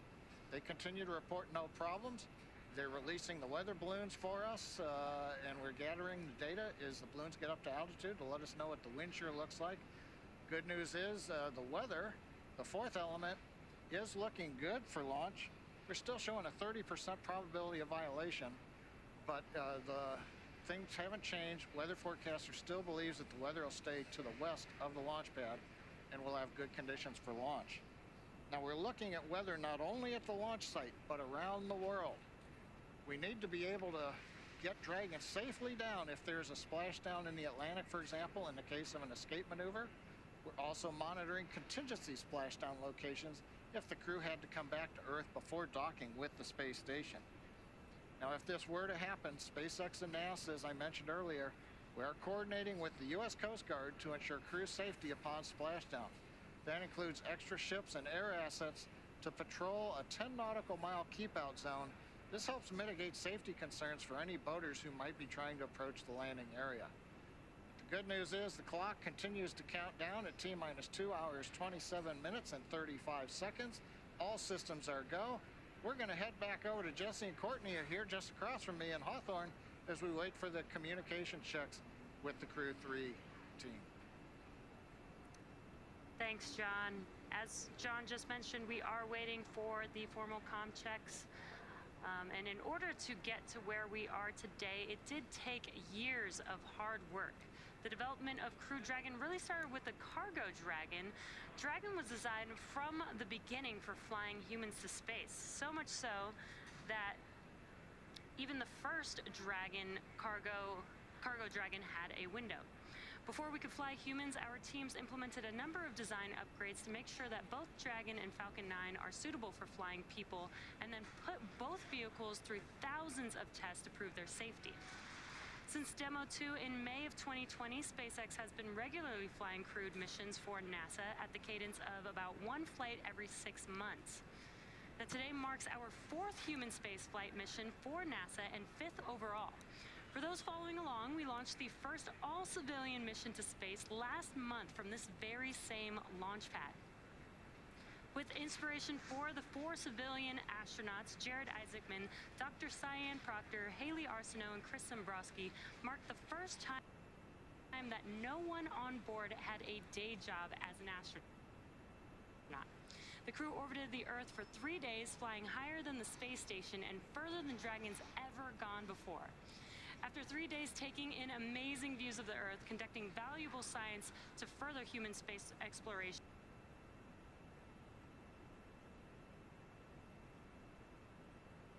and chatting with many Earthlings below, on Saturday, September 18th, the 4 civilian astronauts safely splashed down just technology development and astronaut training.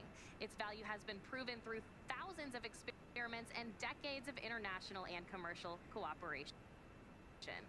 NASA's efforts, particularly with the Commercial Crew Program and the certification of SpaceX Dragon, are building the foundation for a robust U.S.-led commercial economy in low Earth orbit.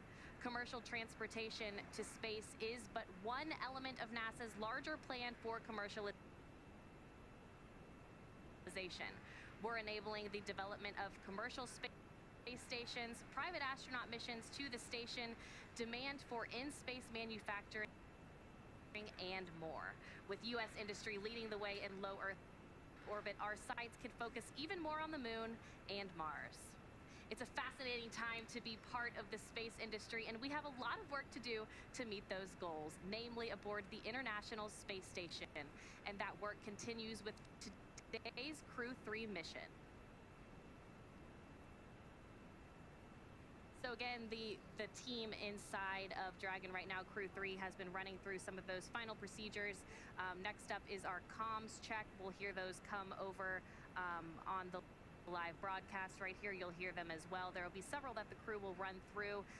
Right before we came back on, we saw the crew giving the closeout team some fist bumps and some high fives before they departed and went outside. You can see them on your screen right now, strapped in, ready to go in their seats. Again, up until this point, they've been able to ingress the vehicle, get strapped into their seats, and now they're ready for those comm checks that we're waiting for. They did do some informal comm checks. We're ready for comm checks of 1.3 to 4.100. Copy, Dragon. Stand by for umbilical comm check.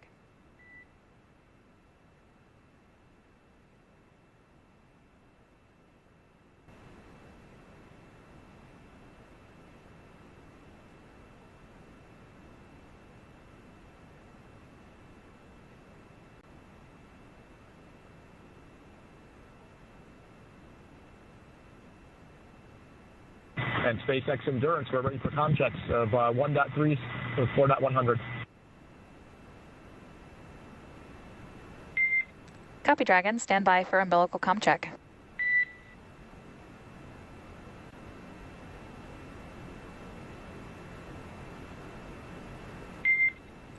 Seat 1, Seat 2, Seat 3, Seat 4, comm check. Seat 1 has you loud and clear. Seat 2 has you loud and clear. Seat 3 has you loud and clear. And Seat 4, alles gut, ich verstehe dich laut und deutlich. Super. And core loud and clear as well. Umbilical comm checks complete. Stand by for ground station comm check.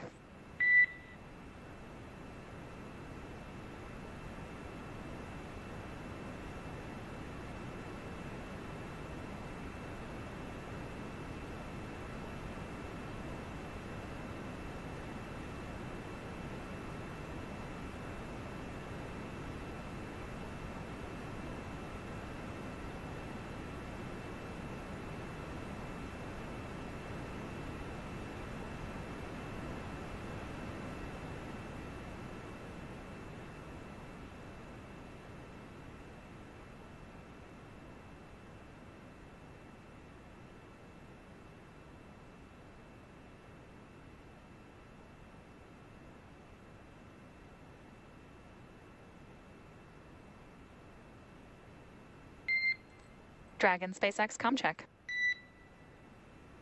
Endurance has you loud and clear. Core loud and clear. Ground station comm check complete. Stand by for TDRS comm check.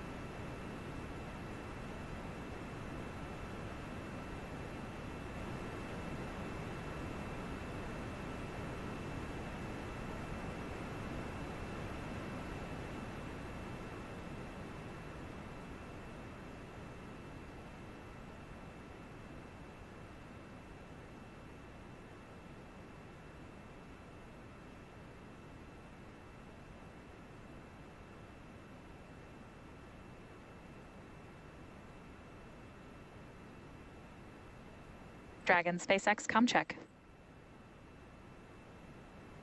Endurance has you loud and clear. Core loud and clear. TDRS comm check complete. Stand by for comm checks with MD and LD in the launch configuration. Dragon, MD on countdown 1, comm check. And MD, Endurance has you loud and clear. MD, loud and clear. Stand by for comm checks on Dragon to ground. Dragon, MD on Dragon to ground, comm check.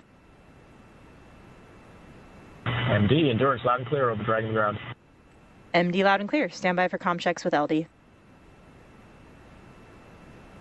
Dragon, LD on countdown 1, comm check. LD, Endurance has you loud and clear in countdown 1. And Endurance LD, loud and clear. Stand by for comm check over Dragon to ground. Dragon, LD on Dragon to ground, comm check. And LD, Endurance has you loud and clear, Dragon to ground. LD, loud and clear. Dragon SpaceX, launch configuration comm checks complete. Report when ready for seat rotation per section 2 of 4.100.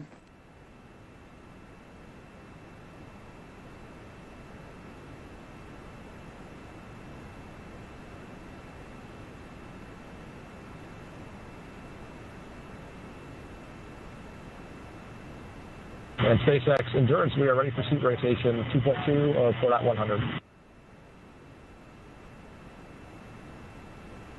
Copy, Dragon. We will report when initiating.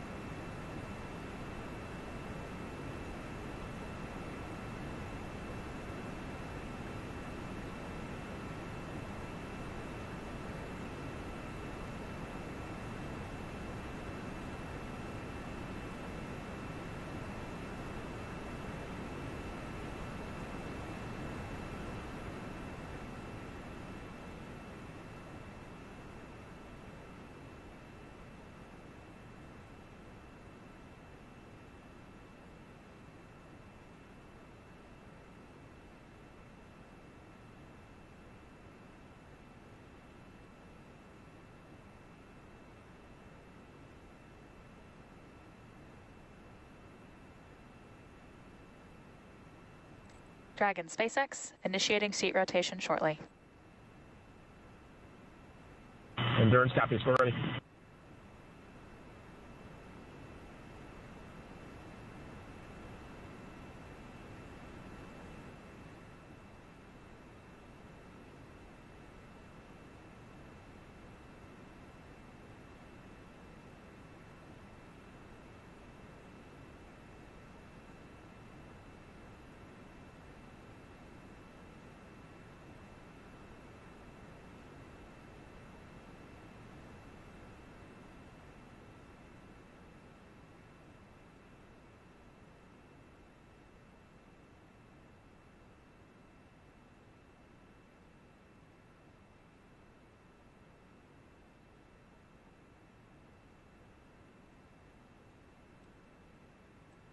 Dragon, seats are in the launch position. Endurance copies.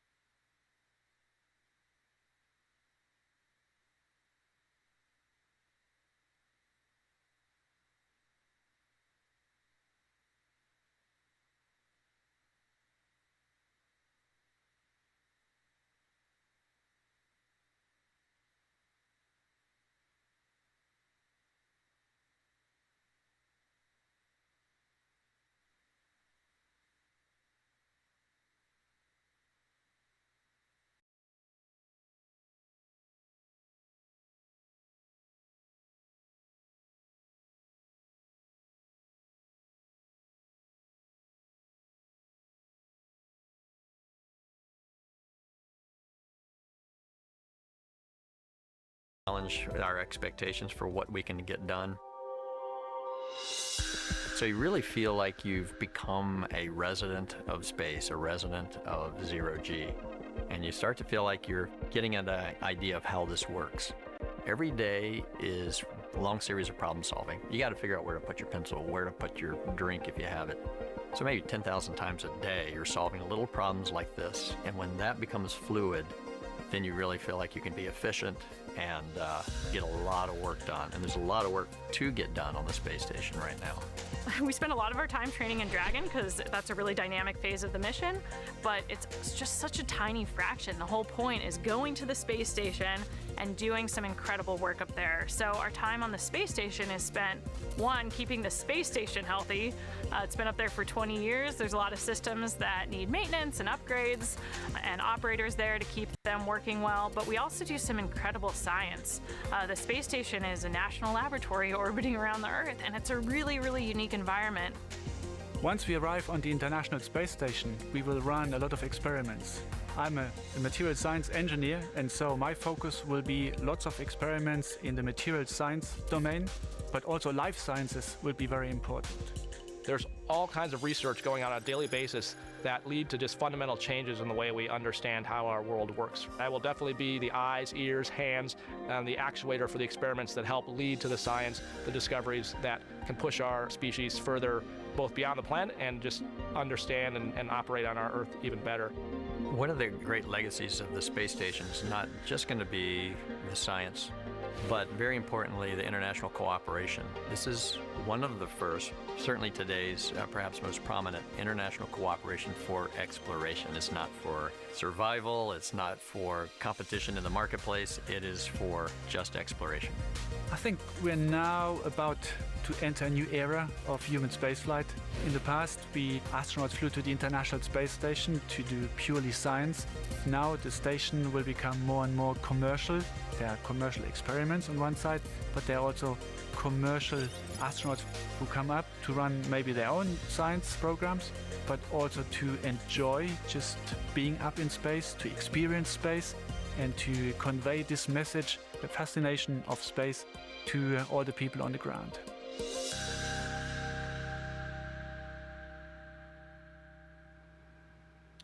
And as we're back live inside the Dragon capsule, watching the crew prepare and get ready, Roger Chari working out that suit a little bit and popping up his helmet for some air. 4 good leak checks.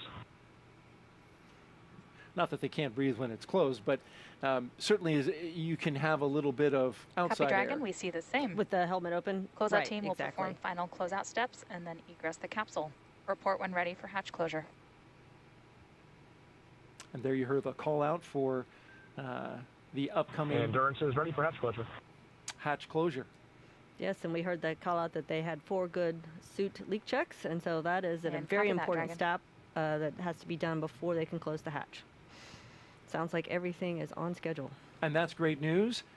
And so let's take another look at some of the crew members here. If you're just joining us, live coverage of Crew 3 from the Kennedy Space Center in SpaceX Florida. Endurance, 4 good leak checks. Let's introduce you, if you have not met him yet, to Commander Roger Chari. He is an astronaut and Copy, military Dragon. We see the test same. Closeout team will perform final closeout steps and then egress the capsule. Chari, Report when ready for NASA hatch SpaceX closure. Crew 3 mission to the International Space Station. So on the SpaceX vehicle, my job as the commander is a few things. Endurance is ready for I hatch don't closure. Kayla, Tom, or Matthias how to do their jobs. They already know how to do their jobs.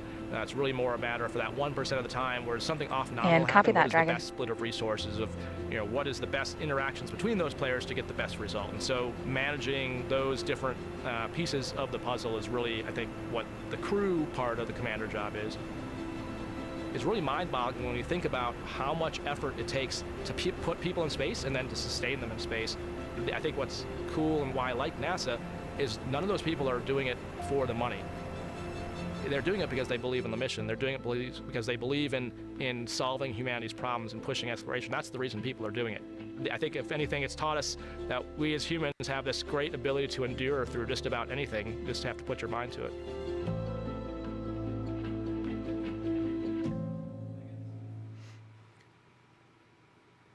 Seated next to Roger Chari is Crew Dragon pilot and NASA astronaut Tom Marshburn. He is a veteran of 2 space flights, STS-127 on the Space Shuttle Endeavour and Expedition 3435 on the Russian Soyuz.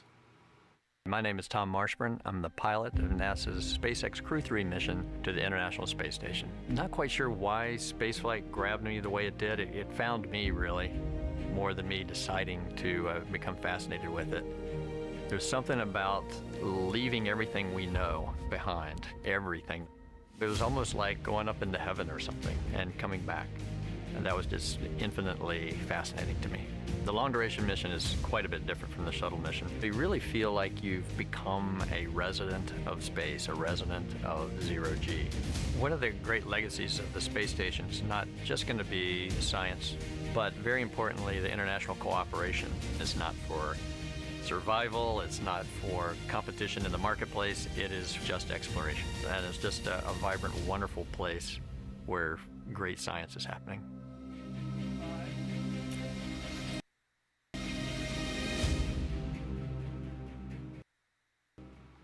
We were wondering about the helmet there with Raja Chari and why he's just got it half open. And of course, our expert astronaut, Shannon Walker here, explained it to me. Yeah, you want so you see that white band on the bottom of the helmet. So if it's in the wrong location, you won't have as good visibility to read the items that you need to read on the screen. So he's got it positioned to help him read the screen. You can look further lower as well. It appears that he's got a checklist on his knee there. Yes, on each leg of the crew there is a satchel that holds a tablet with procedures and other information. It looks like Raja's tablet. He probably has it placed on the display above him, but you will see before they launch, they will take that down and replace it on their satchel on the knee. Holds better there, I imagine, with the forces of launch. Exactly. You do not want that falling on you as you're launching into space. Seat number 1 is behind this camera shot, and that is mission specialist and NASA astronaut Kayla Barron. She'll be making her first trip to space today. The submarine warfare officer has deployed 3 times aboard the USS Maine. I'm Kayla Barron, a mission specialist for NASA's SpaceX Crew 3 mission to the International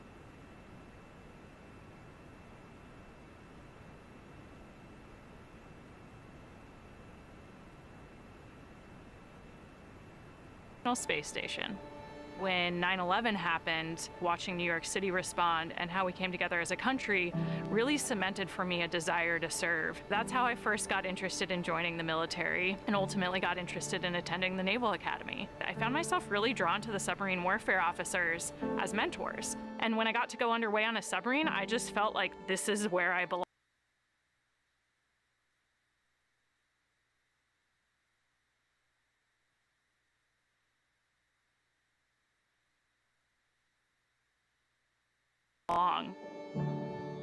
If I hadn't had that experience, I don't think that I would have believed I could become an astronaut. Crew 3 is just such an amazing group of people. It's a really special crew because I think everybody brings a really unique perspective and different background. I just feel super lucky to be with people who all have such diverse experiences, but have really learned how to mesh and work together as a team.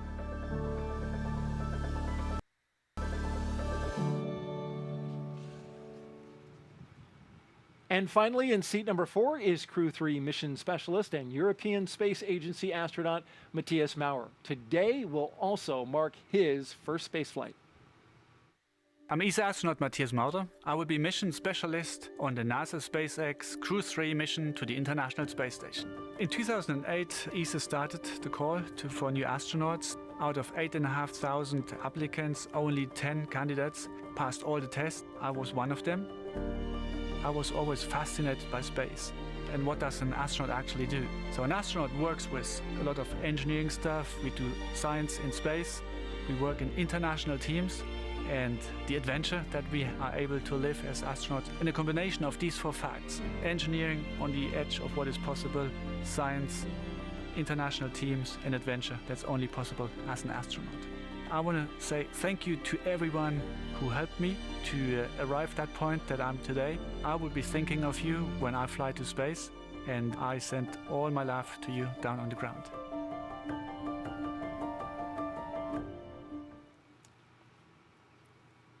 Back live inside the Dragon capsule as the crew goes through their various communication checks and suit checks.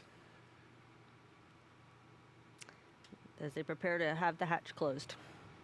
Awaiting that hatch closure. And by the way, if you would like to ask us a question And by us, I mean Shannon. Just pop on over to Twitter and use the hashtag AskNASA. That will send us the question. We'd love to have them.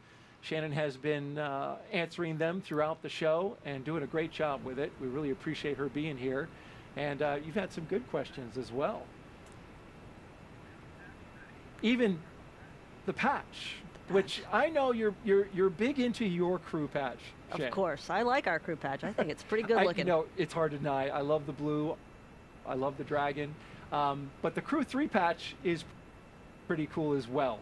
The logo was designed for this mission by the astronauts themselves, just as you did, Shannon. They say that the capsule flies upward while the flames below honor the thousands of workers who worked on Crew 3. The number 3 is prominent in the shape of the exhaust below and is next to a dragon. And the highlighted stars represent Crew 3, as you can see there, and the 4 red planets, they represent humanity's dream to explore Mars. A beautiful patch there. Oh, it is a lovely patch. It is very well crafted. You work with the artist that puts it together? Yes, so each crew can either design it themselves or they have a choice to work with an artist. And so the crews are trying to take elements of what they feel really represents their flight and put it into a patch. And I imagine, has anybody like drawn one themselves? Oh, sure. Oh, how about that? Especially the artist, you know, Nicole Stott, former shuttle astronaut. Yes. She's an artist. She's definitely an artist. I love her work. As you can see them preparing for the hatch closure, it looks like they are documenting the seal around the hatch. Yes, they're looking very carefully to make sure that that seal is completely intact, because that's what's going to hold the pressure inside the capsule. You don't want any foreign object debris, what we know here at NASA as FOD. As FOD, right. Which is anything that's not supposed to be there? Anything that's not supposed to be there. And it can be, they're looking for really tiny things. Something as small as a human hair will cause that seal to not operate properly.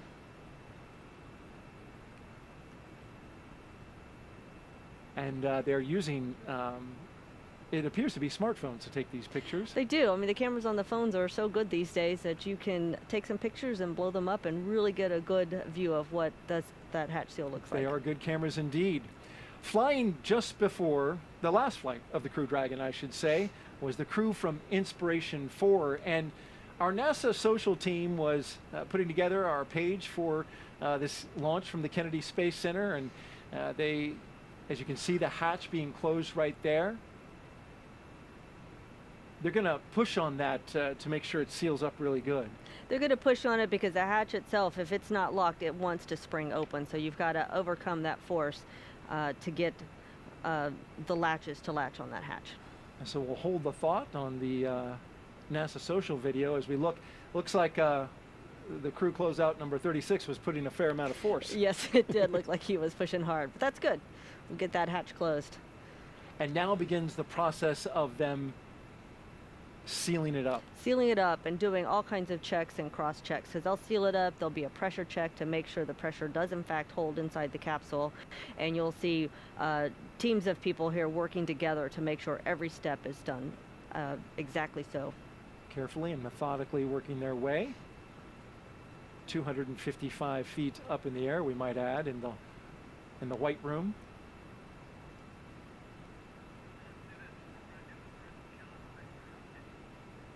As they work on closing up that hatch, let's head out to California and catch up with John I for an update on the operations. John?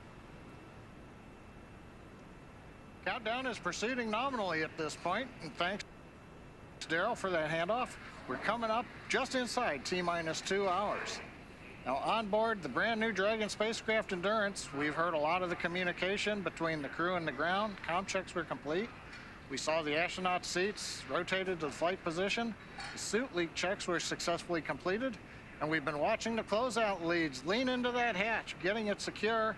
And we're getting ready now to begin what will be the hatch leak checks to make sure that all the seals are good, everything's bolted down tight, ready to go.